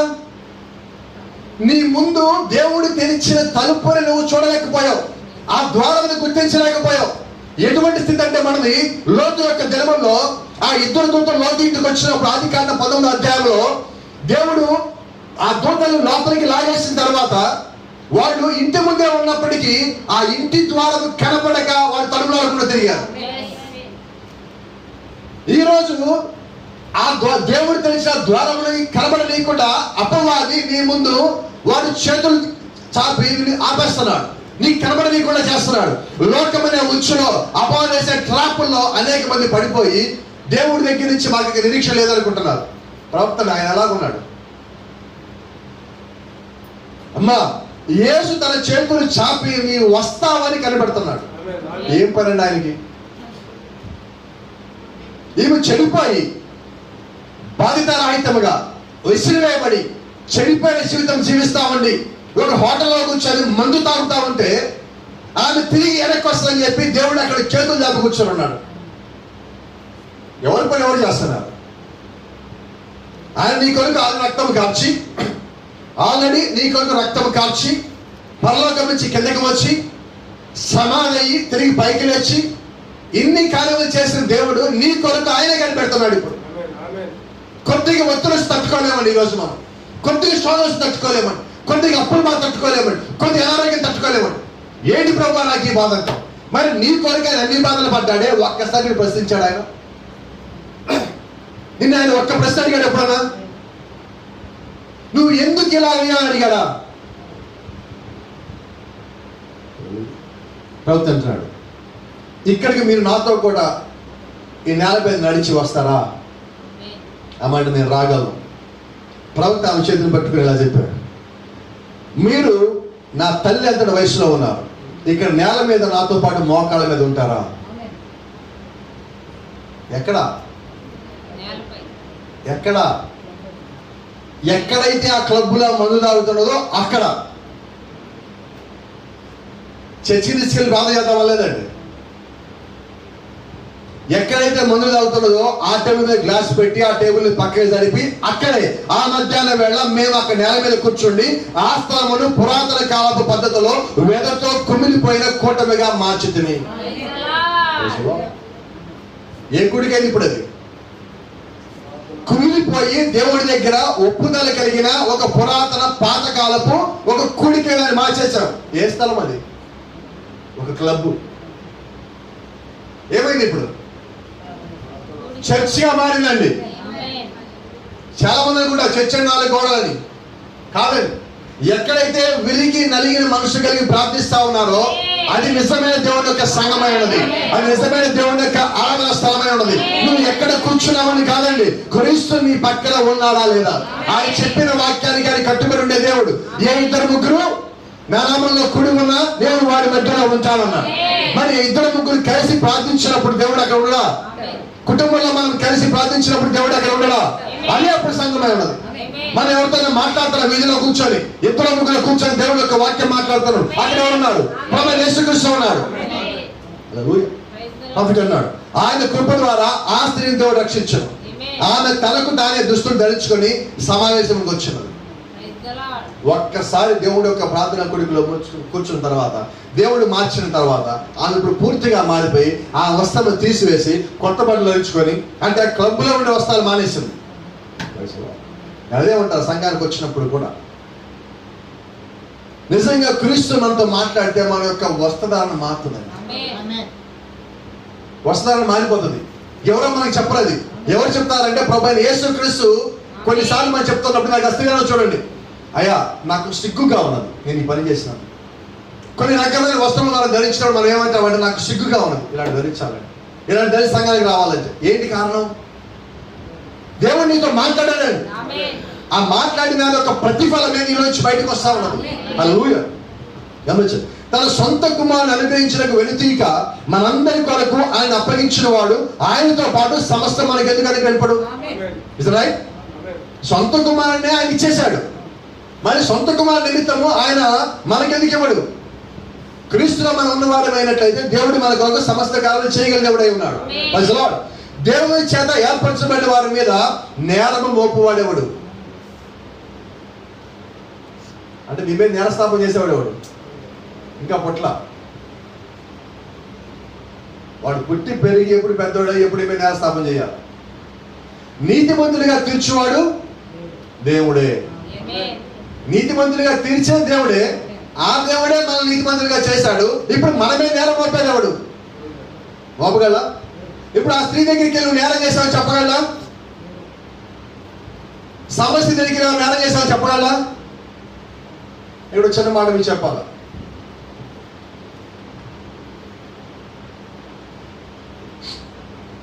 బైబిల్లో రాహాబు ఒక స్త్రీ ఉన్నది. ఆ స్త్రీ యొక్క వృత్తి ఏంటి? మీకు అడుగుతున్నాను మిమ్మల్ని, రాహాబు కథ మొత్తం మీకు తెలుసు. రాహాబు నిమిత్తముగా దేవుడి దగ్గర కృప ఉన్నదా లేదా? అయితే రాహాబు వృత్తి ఏంటి? రాహాబు వేసై ఉండగా వాస్తవంగా దేవుడు యొక్క ఆలోచనలో రాహాబు యేసుక్రీస్తు యొక్క వంశావళిలోకి రావాలి. రైట్? ఆమె వేసిగా ఉన్నప్పటికే దేవుడు యొక్క ఆలోచన కలిగి ఉన్నాడు. ఎలాగ దేవుడు చేశాడో తెలుసా? Thank you lord. యెహోషువ దగ్గర నుంచి వచ్చిన ఇద్దరు దూతలు అక్కడ వేగు యుద్ధానికి వచ్చినప్పుడు ఎరుకోలో వేగు చూసిన తర్వాత వాళ్ళ ఇంట్లో దాక్కున్నారు. రాహాబు ఇంటికి వచ్చి రాహాబు వాళ్ళ ఇంట్లో పైన దాచిపెట్టింది. ఆ వేగులు కోసం సైనికులు వచ్చి మొత్తం ఎత్తికెళ్ళిపోయారు. అక్కడి నుంచి ఎడుతో దొరకల. కిందకి వాళ్ళు దించినప్పుడు అమ్మ మీకేం చేయమంటావు అన్నప్పుడు ఆమె ఒక మాట అడిగింది, మీరు ఈ రాజ్యమును జయిస్తారని మాకు తెలుసు, జాగ్రత్తగానండి. మీరు గెలిచినప్పుడు ఇది స్వాధీనంలో తీసుకున్నప్పుడు ఈ ఇంటి మీద, ఈ ఇంటిలో ఉన్న వారి మీద ఏ నేరస్థాపన లేదంటే ఏ అపాయం కలగకుండా నాకు మాట ఇవ్వండి. వయసులో అప్పుడు వాళ్ళు ఏం చెప్పారంటే, అమ్మ మాకు ఏ ఇల్లు గుర్తుండదు కాబట్టి మేము ఏ తాడు తీసుకొని కింద నుంచి బయటికి పై నుంచి కిందకి దిగుతున్నామో ఆ ఎర్రని తాడు అలాగే వదిలిపెట్టు. ఆ ఎర్రని తాడే మాకు గుర్తు, అదే మా గానవారు. ఆ ఇంటి లోపల ఉన్నవారు మేము ఏమి చేయము, అదే మనం వెళ్ళి అక్కడ చెప్తాము. పాత నిబంధనలో మోషే దినముల్లో కూడా ఇంటి పైన ఎర్రటి గుర్తున్న రక్తము గుర్తు ఆ మరణపు తోట ఇల్లు దాటిపోయి ఉన్నారు. ఈ రోజు మళ్ళా అదే గుర్తును ప్రభువైన యేసుక్రీస్తు యొక్క రక్తము గుర్తుని కలిగిన వారిని మరణపు తోట దాటిపోతా ఉన్నారు. ఆ గుర్తు మారటం లేదండి. ఆ గుర్తు వెనకాల ఉన్న ప్రతిసారి దేవుడు కాపాడుతానే ఉన్నాడు. ఇప్పుడు రాహాబు కాపాడబడాలి. రాహాబు మాత్రమే కాదు, రాహాబు యొక్క మాటలు నమ్మి ఆ గృహం ముందు ఎవరైతే లోపల ఉన్నారో వారందరూ కూడా కాపాడబడాలి. వీళ్ళందరూ వెళ్ళిపోయారు అక్కడి నుంచి. ఆ ఎరుకో గొడవలు కూల్చేయబడ్డాయి. యెహోషువ స్వాధీనం చేసుకున్నాడు. ఊరు మొత్తం నాశనం అయినది. ఊరు పొడి మీద గోడ కాలిపోయిన రాహాబుని మాత్రం నిల్చున్నారు. ఆ ఇంటి బయటకి కిటికీలోంచి ఒక ఎర్రని తాడు ఏలాడుతా ఉన్నది. యెహోషువ అడుగుతున్నాడు దూతల్ని, ఆయిల్లేనా? ఆయిల్ ఎల్లబోరండి. యెహోషువ ఆమె దగ్గరికి వచ్చాడు. యెహోషువ దగ్గరికి ఆమె పోలేదు. సమస్య దగ్గరికి యేసుక్రీస్తు వచ్చాడండి. సమస్య ఆయన దగ్గరికి పోలేదు. మనం యేసుక్రీస్తు దగ్గరికి పోలేదండి, ఆయన మన దగ్గరికి వచ్చాడు. ఆయన నిన్న ఆయన మారలేదండి. ఆయన ఒక వధువు కొరకు ఆయన వస్తానే ఉన్నాడు. అబ్రాహాము కొరకు వీధులు నడిచిన దేవుడు. Praise the lord. ఫిలిప్పు కొరకు ఫిలిప్పుని దేవుడు పంపించాడు ఒక రాజు కొరకు. ఫిలిప్పుని నడి రోడ్లో నుంచోబెట్టాడు దేవుడు ఒక్కొక్క వ్యక్తి కొరకు. అబ్రాహాము కొరకు ఆయన కిందకు వచ్చాడు. అపోస్తలుల పౌలు కొరకు ఆయనే వచ్చి రోడ్డు మీద నుంచున్నాడు. ఒక్క ఆత్మ ఎంతో విలువైనది. 10,000 ప్రపంచాల కన్నా ఒక ఆత్మ విలువైనది. దాని కారణంగా దేవుడి కిందకి వస్తా ఉన్నాడు. ఇప్పుడు యెహోషువ ఇంట్లోకి వచ్చి అడుగు పెట్టాడు. యెహోషువ ముందు ఆమె నిలబడినది. ఆ ఊర్లో ప్రతి ఒక్కరు చనిపోయాడు, మరణించారు, చంపబడ్డారు దేవుడు ఒక ఆదేశాలు. ఆ ఊరి లోపలికి వచ్చేటప్పుడు యెహోషువకి దేవుడు ఒక మాట చెప్పాడు. ఏం చెప్పాడంటే, చిన్నోళ్ళని పెద్దోళ్ళని ఎవరిని చూడకు, ఆ ఊళ్ళో ఉన్న ప్రతి ఒక్కరిని చంపేసి చెప్పాడు. మొత్తాన్ని చంపేశాడు. యెహోషువ ఇక్కడ నిలబడ్డాడు. యెహోషువ ఎదురు రాహబు నిలబడింది. రాహబు వెనక రాహబు కుటుంబ సభ్యులు నిలబడ్డారు. రాహబు కుటుంబ సభ్యులు అప్పటికే వాళ్ళు ఆలోచన మొత్తము ఒక చోటకు చాగిపోయింది. షాక్ కొట్టిన ప్రజల్లాగా ఉన్నారు. కరెంట్ షాక్ కొట్టాక ఎలా ఉంటాం? వాళ్ళు ఏమైనా అడిగితే ఏం చెప్తారు? సమాధానం ఏం చెప్పలేదు. వాళ్ళు అనుకున్నారు, మనంగా రాహబు మాట వినకపోతే మన పరిస్థితి ఏంటి? ఆ షాక్లో ఉన్నారు వాళ్ళు. ఇప్పుడు యెహోషువ అక్కడికి వచ్చాడు. యెహోషువ వెనకాల ఒక ఆయన ఉన్నాడు. ఎవరండి? సల్మాన్. యెహోషువ చెవిలోకి వచ్చి, పాస్టర్ గారు, నేను ఆమెను పెళ్లి చేసుకున్నాను. యెహోషువ రాహాబు గురించి సాక్ష్యం అడగాలి. ఎవరున్నారు ఊళ్ళో? నిలబడలా. రాహాబు అంటుంది, అయ్యా నేను మంచిదాన్ని కాదంటాను. నువ్వు కాదమ్మా, నువ్వు వాగు, నీ గురించి సాక్ష్యం అని ఉంటే చెప్పమను. నీ సాక్ష్యం చెల్లదు. ఏంటది? ఎవరు చెప్పాలా? ఎవరున్నారు? ఎందుకు దేవుడు చంపించాడు? మీకు అర్థమవుతుందా? రాహబు మీద నేర స్థాపన చేయటానికి దేవుని చేత ఏర్పరచబడిన వారి మీద నేరం కోల్పోడు ఎవడు? ఎవరు లేడు. ఒక్క కారణం నిమిత్తము, ఒక్క రాహబు నిమిత్తము దేవుడు ఎరుకలలో ప్రతి ఒక్కరిని చంపించాడు. మరి అదే నిజమైతే ఆయన వధువు నిమిత్తం ఇంకెంత గొప్ప కార్యం చేయాలి? ఎన్ని డినామినేషన్ ఆయన చంపాలి? ఎన్ని మత శాఖలు ఆయన లేకుండా చేయాలి? నువ్వు దేవుడు యొక్క ఆలోచనలో, దేవుడు యొక్క చిత్తంలో, ఆయన యొక్క వంశావళిలో ఉంటేనే దేవుడి నిమిత్తము ఒక ఊరు మొత్తాన్ని తీసేశాడు. నువ్వు ఆయన శరీరంలో భాగమై ఉంటే ఇక ఆయన నీ గురించి ఇంకైనా జాగ్రత్త కలిగి ఉండాలి. ఏమా? ఎందుకో తెలుసా? He has started, he has to finish. ఇది రైట్. ప్రారంభించిన వాడే ముగించాలి. ఫిలిప్పీయులకు రాసిన పత్రిక 1:4, మీలో ఈ సత్క్రియను ఆరంభించిన వాడు యేసుక్రీస్తు దినం వరకు దాన్ని కొనసాగించని రూఢిగా నమ్ముచున్నాను. Praise the lord. మనలో క్రీస్తు సంబంధించిన ఈ పనిని ప్రారంభించింది ఎవరు? దేవుడే. ఎప్పుడు దాకా ఈ పని మనలో జరగాలంటే యేసుక్రీస్తు మనలో వచ్చేంత వరకు. అప్పుడు దాకా మన లోపల కార్యం జరిగించేది ఎవరు? ప్రభువైన యేసుక్రీస్తే. మనల్ని పంపించింది ఆయనే, మనల్ని అభిషేకించింది ఆయనే, జగత్తుకి పునాది కన్నా ముందుగానే మనల్ని చూసింది ఆయనే, మనల్ని అప్పుడు పిలిచింది, ఏర్పరచుకున్నది ఆయనే, మనల్ని నీతిమంతులుగా చేసింది ఆయనే, మనల్ని మహిమపరుచుకున్నది కూడా ఆయనే. మరి ఇవన్నీ ఆయన చేసినప్పుడు ప్రారంభించిన వాడే ముగించాలి. మళ్ళీ భూమి మీద పంపించిన వాడే భూమి నుంచి మళ్ళీ మనం తీసుకుని పోవాలండి. కాబట్టి ఈ మధ్యలో నువ్వేం చేయాలంటే క్రీస్తుని ఎరిగి ఉండాలి. దేవుని నామానికి మహిమ కలుగును గాక. ఆమేన్. ఒక సంగతి మీరు జ్ఞాపకం పెట్టుకోండి. You should not die, you should live. ఇప్పుడు చెప్పబడిన వాక్యం ఏదైతే ఉన్నదో ఇది మరణించకూడదు, ఇది జీవించవలసి ఉన్నది. దేవుడే ఈ కార్యం చేశాడనే తెలియాలి. ఎప్పుడో తెలియాలి. You are an essential generation for this age. You are essential generation. తప్పనిసరిగా ఈ భూమి మీద ఉండవలసిన తరం మీరై ఉన్నారు. ఈ కాలంలో తప్పనిసరి తరం అండి మీరు. ఎందుకంటే క్రీస్తు ఎవరైతే ఉన్నారో వారు ప్రతి తరంలో ఉండాలి. ఆ తరములో ఇప్పుడు మనం ఉన్నాం. ఆ కాలము ఈ కాలమే. ఈ కాలంలో ఆ తరం మనమై ఉన్నాం. కాబట్టి ఈ రోజు నువ్వు ఎలా ఉండాలంటే ఆ తరంలో నేను ఒకరిని అని ఎరిగినప్పుడు క్రీస్తుని పూర్తిగా నువ్వు చూపించవలసి ఉన్నావు. నిన్ను చూపించి ఎప్పుడు మానేసి నీ నుంచి నువ్వు పూర్తిగా పక్కన తొలగిపో. నీ లోపల ఎవరైనా కనిపించాలంటే క్రీస్తు మాత్రం కనిపించాలి. అది అదే సమయంలో నువ్వు ఒక పని కూడా చేయవలసి ఉన్నావు. యోవేలు గ్రంథం 1వ అధ్యాయం 3వ వచనం, book of Joel chapter 1 verse 3. ఈ సంగతి మీ బిడ్డలకు తెలియచేయండి, వారు తమ బిడ్డలకును ఆ బిడ్డలు రాబో తరం వారికి తెలియచేయదు. ప్రతి కాలంలో దేవుడు ఈ కార్యములు చేశాడు, ఆయన చేస్తాడు అని చెప్పి తెలియచేయాలి. ఎందుకని? ఒక తరం నుంచి తర్వాత తరంకి ఈ సంగతులు తెలియచేయాలంటే వారి హృదయంలో దేవుడు నివసించాలి కాబట్టి. నేను వాక్యాన్ని నమ్మాను, ఇప్పుడు నేనేం చేయాలి? నా పిల్లలకి తెలియచేయాలి. వాళ్ళేం చేయాలి? ఎప్పటి వరకు? క్రీస్తు రెండవ రాకడ వరకు. సో అలాగే ఈ రోజు ఈ వాక్యం మన దగ్గరికి వచ్చింది.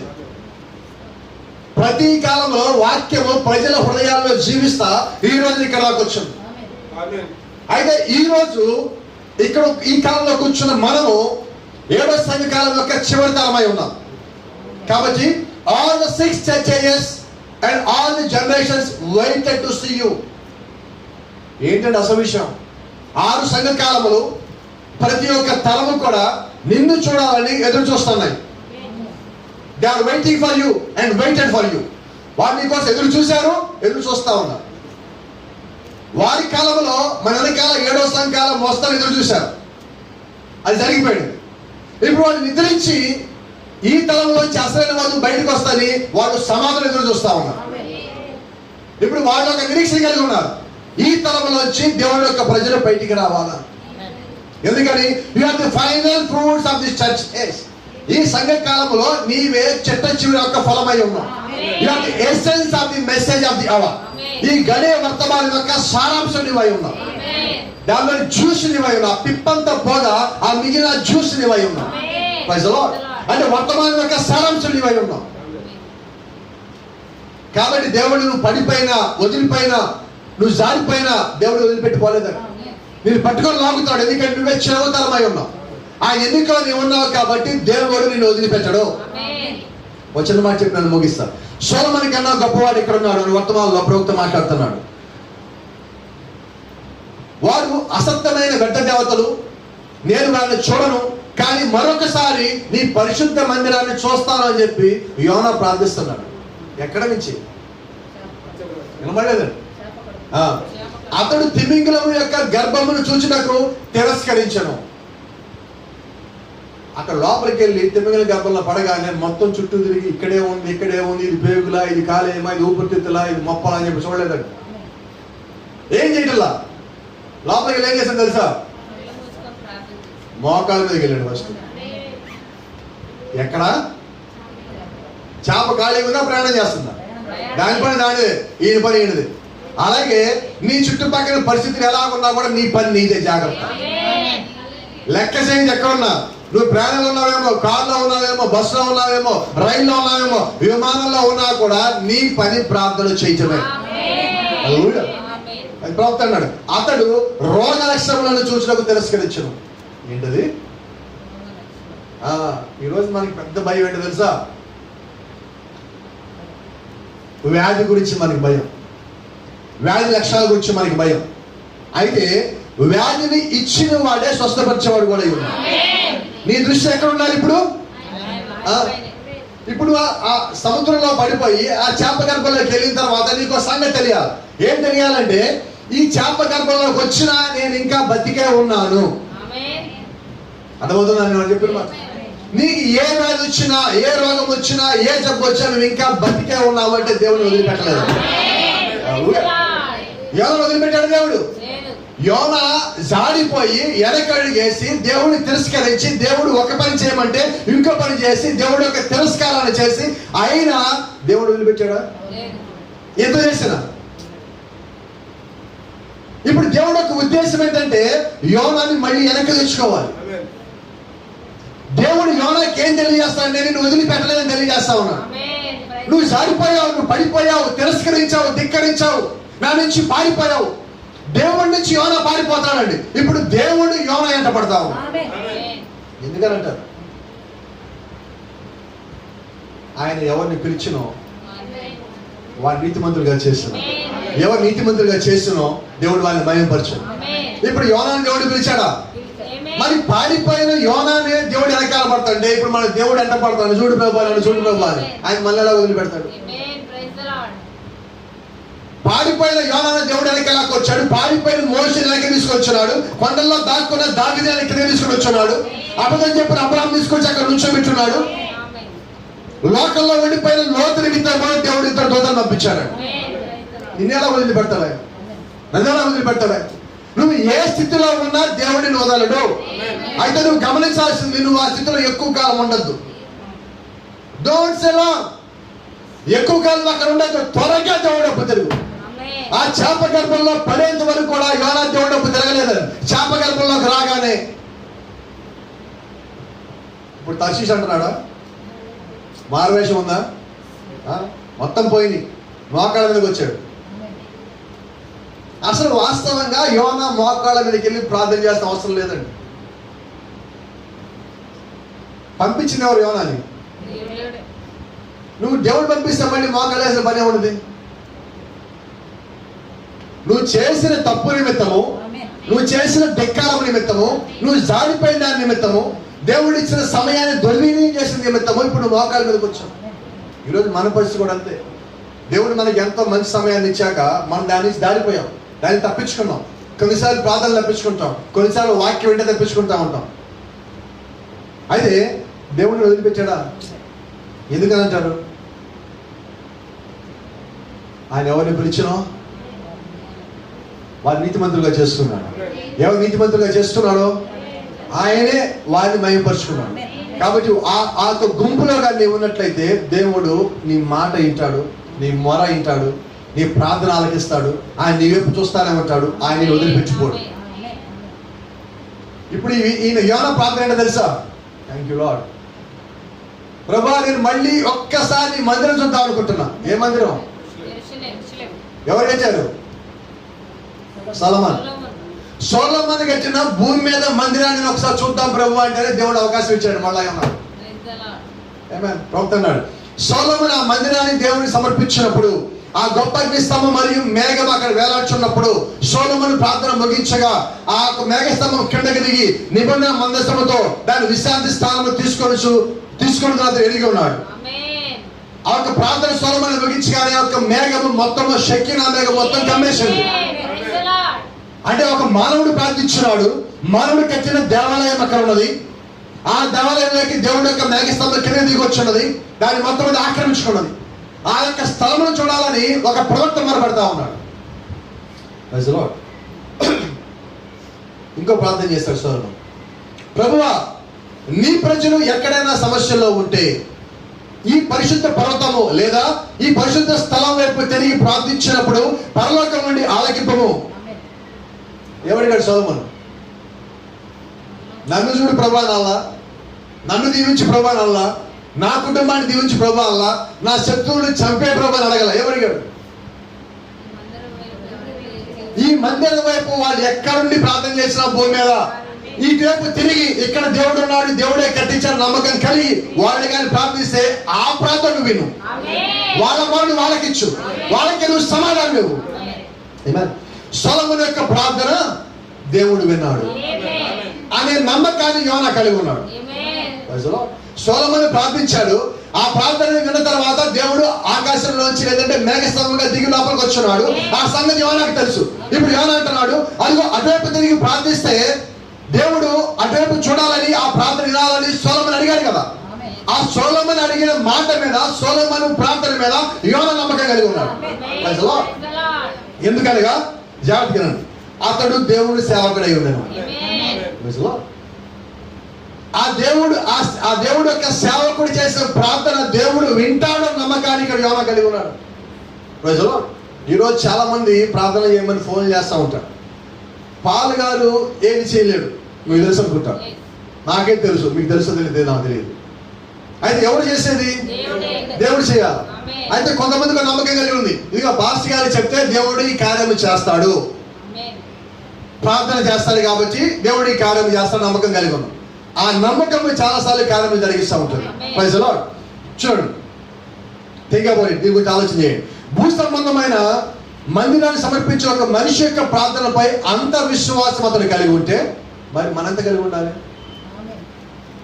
ఇప్పుడు మన మనిషి ప్రార్థన మీద కాదండి, మన విశ్వాసం ఎవరి మీద? యేసుక్రీస్తు మీద.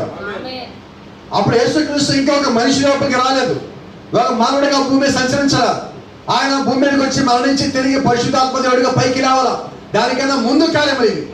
అప్పుడే ఒక మానవుడి యొక్క ప్రార్థన మీదే ఆ ప్రవక్త అంత నమ్మకం వచ్చినట్లయితే తిరిగి లేచిన దేవుడి మీద మనం ఇంకెంత నమ్మకం ఉంచాలి.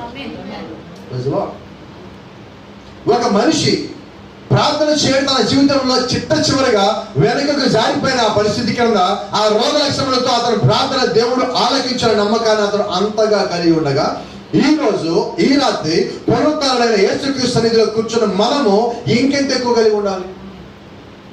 తిరిగి లేచిన దేవుడి కింద ఈరోజు మనం ఉన్నామని. ఇంకా దేవుడు అప్పుడే కిందకి దిగి రాలేదు. ఆయన ఒక స్వరూపం, ఆయన కాకాయ వారికి తెలియలా. అప్పుడే వాళ్ళకి అంత నమ్మకం కలిగి ఉన్నారు. ఈ రోజు మరి నీవెంత నమ్మకం కలిగి ఉండాలి. నువ్వు దేవుడిని ఎరుగున్నావు కాబట్టి గమనించు.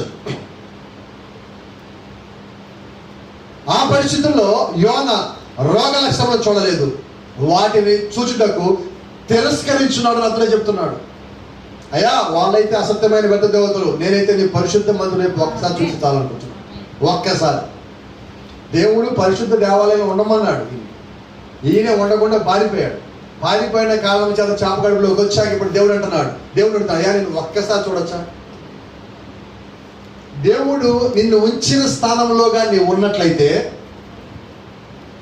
నువ్వు పారిపోయి అక్కడికి వెళ్ళి మళ్ళా దేవుడు అడగాల్సిన అవసరం రాదు.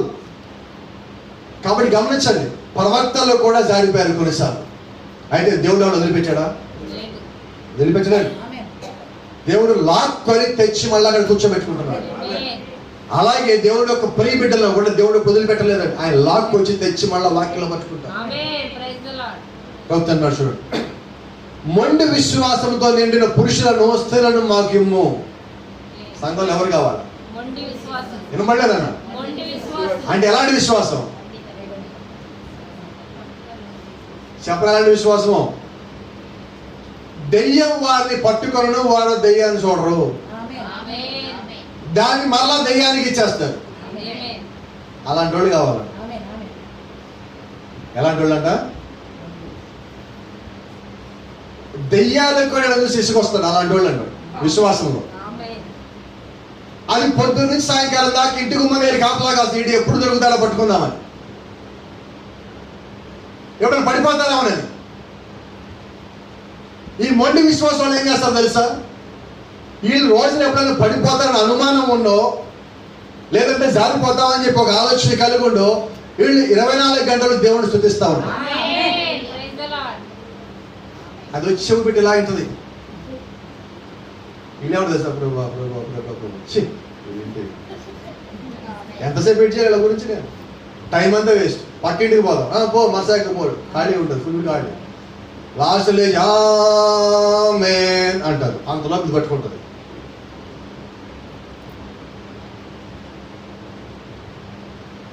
ఎలాంటి వాడు కావాలంట? మొండి విశ్వాసం.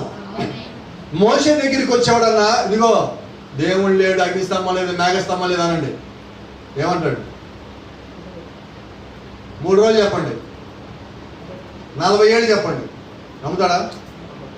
నేను చూసా, నాతో మాట్లాడాడు, ఈ చెయ్యికి వ్యాధి వచ్చింది, ఇక్కడ పెట్టా, తీసా, పోయింది, నా చేతిలో కర్ర పామైంది, ఇది ఎలా నమ్మద్దంటాం? అంటే దేవుడు నువ్వు వ్యక్తిగతంగా కలిస్తే ఆ మొండి విశ్వాసం లోపలికి వస్తుంది. అపోస్తలులు పౌలు దగ్గరికి వెళ్ళాయా, దేవుడు ఒకటే కాదు, తండ్రి ఒక దేవుడు, కుమారుడు ఒక దేవుడు, పరిశుద్ధాత్మ ఒక దేవుడు, మొత్తం 3 దేవుళ్ళనండి. నేను చూసా నా కళ్ళతో. ఈ కళ్ళు పోగొట్టుకున్న 3 రోజులు నేను. ఈ కళ్ళకి పొరలు వచ్చినాయి. మళ్ళా ఆయనే అన్నయ్యాన్ని పంపించి కళ్ళు తీసేసి పొరలు తీసేసాడు. నన్ను నమ్మద్దంటే ఆయన ఒకటే దేవుడు. దేవుళ్ళు ఎంతమంది? ఎప్పుడు తెలిసింది? ఆయన వ్యక్తిగతంగా నీతో మాట్లాడిన తర్వాత నీకు తెలిసింది. పేతురు దగ్గరికి వెళ్ళండి, యేసుక్రీస్తుని ఒకసారి మళ్ళీ నమ్ముతావా నమ్మవా అంటే ఆయన నమ్మకి ఇంకెవరు నమ్మాలి? ఏం జరిగింది? ఇప్పుడు వ్యక్తిగతంగా మాట్లాడిన తర్వాత వాళ్ళు మొండి విశ్వాసులుగా మారారు. ఇప్పుడు కూడా మిమ్మల్ని లోకంలో చాలా మంది అంటారు, ఏమా బంగారం పెట్టుకోవాలా? ఏమంటారు? వినబడలేదా? వినబడలేదా? బైబిల్లో పర్లేదు పెట్టుకోవచ్చు, చాలా సంఘాలు మీరు పెట్టుకోవచ్చు వాళ్ళు. లేదు మొండి విశ్వాసం. అప్పుడు 100 మంది అడిగినా కూడా మీ సమాధానం మీ దగ్గర ఉన్నది. ఎందుకంటే దేవుడితో మీరు మాట్లాడిన వ్యక్తిగతమైన సహవాసం మీరు కలిగి ఉన్నారు. మిమ్మల్ని ఎవరు భ్రమ పెట్టలేరు, మిమ్మల్ని ఎవరు మభ్య పెట్టలేరు. ఎందుకంటే వధువెనడు మోసగించబడదు. ఆమేన్. యేసుక్రీస్తు పునరుత్థానమును నేను నమ్ముచున్నాను. ఆయన యొక్క చాలినంత శక్తిలో నేను నమ్మిక ఉంచున్నాను. సాతాను నా మీద ఉంచిన ఎటువంటి బంధకం నుండైనను నన్ను స్వేచ్ఛగా విడుదల చేసే ఇక్కడే ఉన్న ఆయన యొక్క సన్నిధి నేను నమ్ముచున్నాను. ఎక్కడున్నాడు ఆయన? ఆయన సన్నిధి ఇక్కడే ఉన్నది.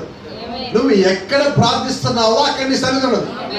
ఎంత విషయం చెప్పనా, యోనా ప్రార్థిస్తున్నప్పుడు దేవుడి యొక్క సన్నిధి ఎక్కడ ఉన్నది? వినబడలా? చేప గర్భంలో ఉన్నదండి. పేతురు ఆ జైల్లో చెరసాలలో నిద్రపోతా ఉన్నప్పుడు దేవుడి యొక్క సన్నిధి ఎక్కడ ఉన్నది? పేతురు నిమిత్తము పరిశుద్ధాత్మ అక్కడ కాల్చుకొని కూర్చున్నాడు. Praise the lord. పౌలు నిమిత్తము ప్రభువైన దేవుడు దమస్కు మార్గంలో ఎదురు చూస్తా ఉన్నాడు. అదే దేవుడు ఈ రోజు ఆయన యొక్క సన్నిధి నీ పక్కనే ఉండి నీ కొరకు ఎదురు చూస్తా ఉన్నాడు. ఆమేన్. నిజంగా నా నిమిత్తము మధ్యవర్తిత్వం చేయుటకు ఎల్లప్పుడూ జీవించుచు దేవుడు కుడిపార్శ్వమున ఆయన కూర్చొని ఉన్నాడు. ఆయన ఎక్కడ ఉన్నాడు? దేవుడు కుడి పక్కన కూర్చున్నాడు, కుడిపార్శ్వమున. దేనికోసం కూర్చున్నాడు? నా కోసం. అని వదిలిపెట్టింది ఎప్పుడు ఆయన? ఇప్పుడు పంపించింది ఆయనే, పిలిచింది ఆయనే, నీతిమంతుడిగా చేసింది ఆయనే, మైలుపరుచుకున్నది ఆయనే. భూమి మీద ఆయన ఎవరో నాకు తెలియజేసింది ఆయనే. ఆయన యొక్క వాక్యాన్ని బయలుపరిచింది ఆయనే. నా కొరకు ప్రవక్తను పంపించి ఆ 17 ప్రవచనాలు నెరవేర్చింది ఆయనే. ఇవన్నీ జరిగించింది ఆయనే. మళ్ళా పైకి వెళ్ళిన తర్వాత నా మీద తీర్పు రాకుండా మధ్యవర్తిత్వం చేసేది కూడా మళ్ళీ ఆయన. నన్ను వదిలిపెట్టింది ఎక్కడండి? నేను వదిలిపెట్టింది తప్ప. ఆయన కావాల్సింది ఎవరు? మిమ్మల్ని. ఆ మాట నాకు బాగా ఇష్టం. నన్ను అడిగారు నా బంధువులు, పిచ్చోళ్ళకున్నాను, మాలవల్ల మాదిగ దేవుడు. నేను యేసుక్రీస్తు మాలా మాదిగ దేవుడు కాదండి, ఆయన అందరికీ ప్రభు. రైట్? అలాగే చేశారు. నమ్మకుండా ఉండే నిమిత్తము ఇలాగ చేస్తే నమ్మరు కదా అని చెప్పి ఒక ముద్ర వేశారు. అయితే ప్రతి ముద్రను బద్దలు చేసే దేవుడు ఉన్నాయి. 7 ముద్రల్ని బద్దలు చేసిన దేవుడు, ఈశ్వర ముద్రను బద్దలు చేసిన దేవుడు ఈ కులప ముద్రను బద్దలు చేయలేడా? ఖచ్చితంగా బద్దలు చేసిన దేవుడు ఉన్నాడు ఆయన. Praise the lord. వాళ్ళు ఒక మాట అడిగారు నన్ను. ఏమని అడిగారంటే, అయ్యా ఎందుకు నువ్వు నమ్ముతున్నావు ఆ దేవుడిని? ఏం దేవుడు ఆ దేవుడు? అలాంటి దేవుడు నమ్మటం ఏంటి? వదిలేసి వచ్చే ముందంటే వచ్చి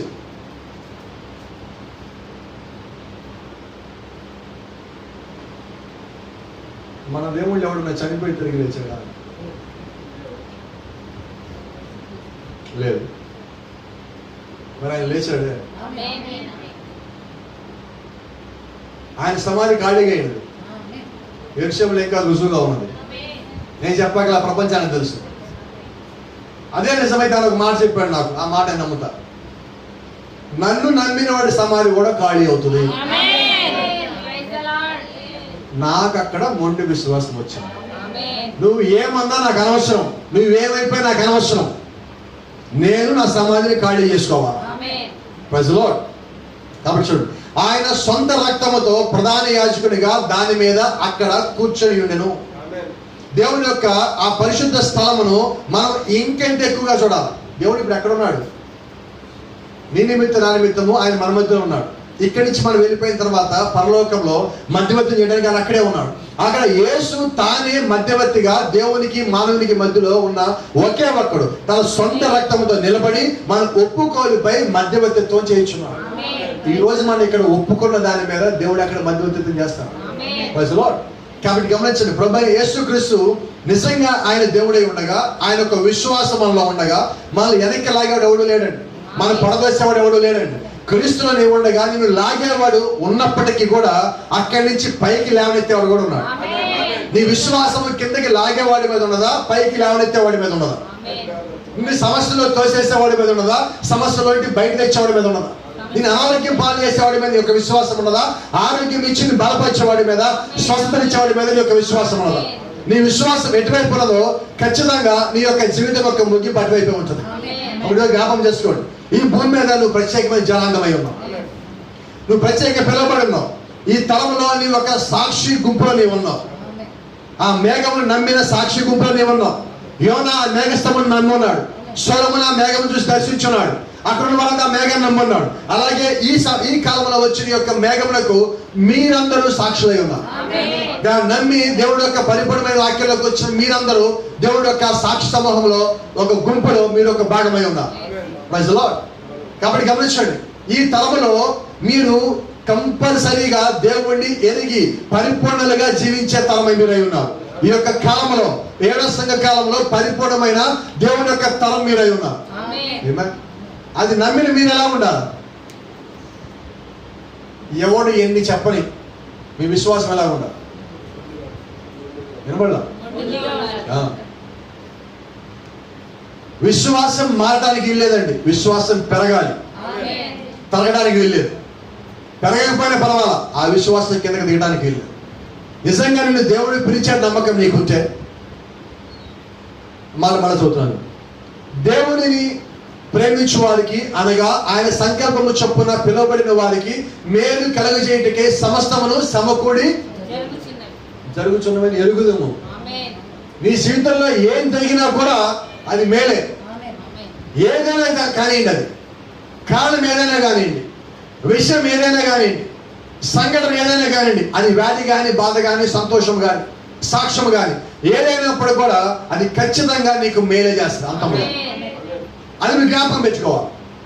ప్రతి చెడ్డ కార్యం జరిగిన తర్వాత దాని యొక్క ముగింపు మంచిగా ముగించబడుతుంది. నేను మంచిగా ఉన్నా సంతోషపడద్దు, ఏది వస్తుందో అని చెప్పి నువ్వు జాగ్రత్త పడతావు. రెండు నువ్వు ఎప్పుడు కలిగి ఉండాలి. మంచిగా ఉండదని ఉప్పొంగిపోవద్దు, చెడుగా ఉండదని చెప్పి కుంగిపోవద్దు. మధ్యలో ఉండు. మంచి వచ్చిందా ప్రభువుకి స్తోత్రం, చెడ్డ వచ్చిందా ప్రభువుకి మరీ స్తోత్రం.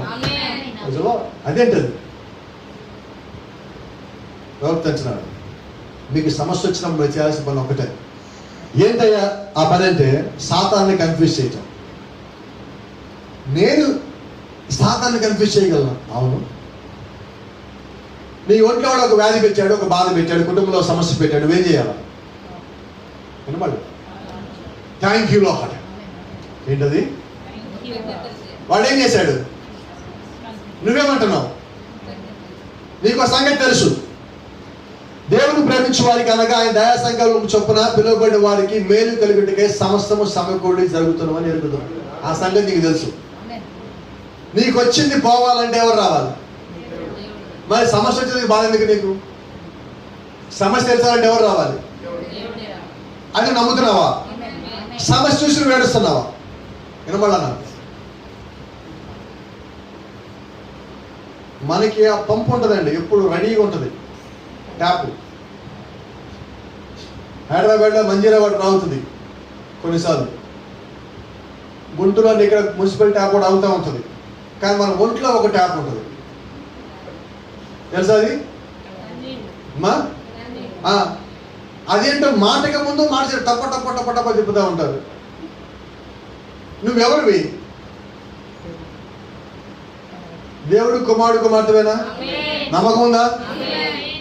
నీకు సమస్య వస్తే ఎవరు తెచ్చాలి? దేవుడు తెలుస్తాడు. నమ్మకం నీకున్నదా? ఎటువంటి విశ్వాసం కలిగి ఉన్నావు? మొండి విశ్వాసం కలిగి ఉండగా నీ కళ్ళల్లోంచి నీళ్ళు ఎందుకు వస్తే నాకు కారణం చెప్పు. ప్రార్థనలో వస్తే రావటల్లా, నాకు ఇలాగైపోయింది అలాగైపోయింది అలాగైపోయింది. ఎందుకు వచ్చినంత బాధ దుఃఖం? ఎవరున్నారు ఈ లోపల? లోకల్లో ఉన్నవాడి కంటే అది నమ్మేవా? మనం నమ్మేవా? నమ్మితే ఎందుకు వచ్చిందండి దుఃఖం? ఏడుపు ఎందుకు వచ్చింది? పంపిణీ తిప్పారు.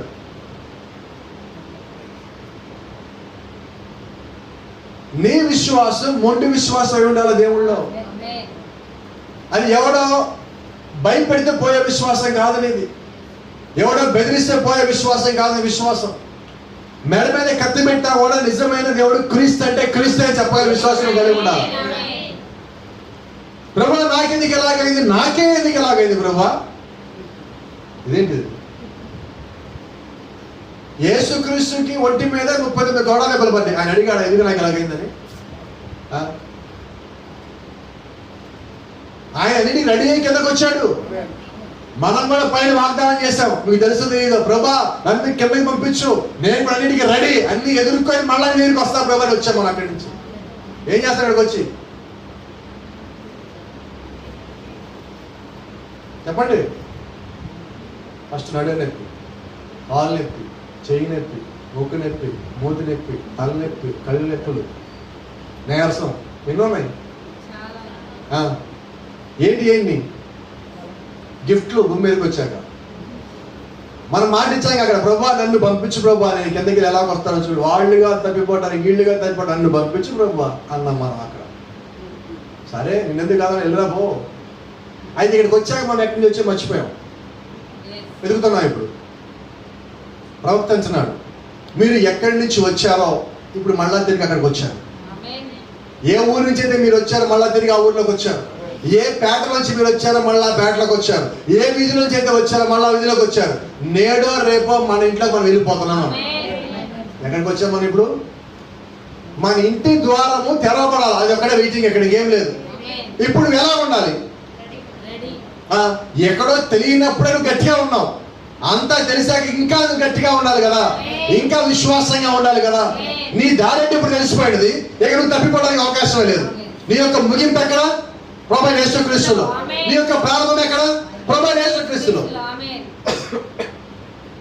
కాబట్టి నీ ప్రారంభము నీ ముగింపు రెండు నీకు తెలిసిపోయింది. ఇక నువ్వు ఎందుకు భయపడాలి? నువ్వు సరిగా ఉంటే భయపడవు, నువ్వు సరిగా ఉంటే అనవసరంగా నీ యొక్క పంపులు నువ్వు తెప్పవు.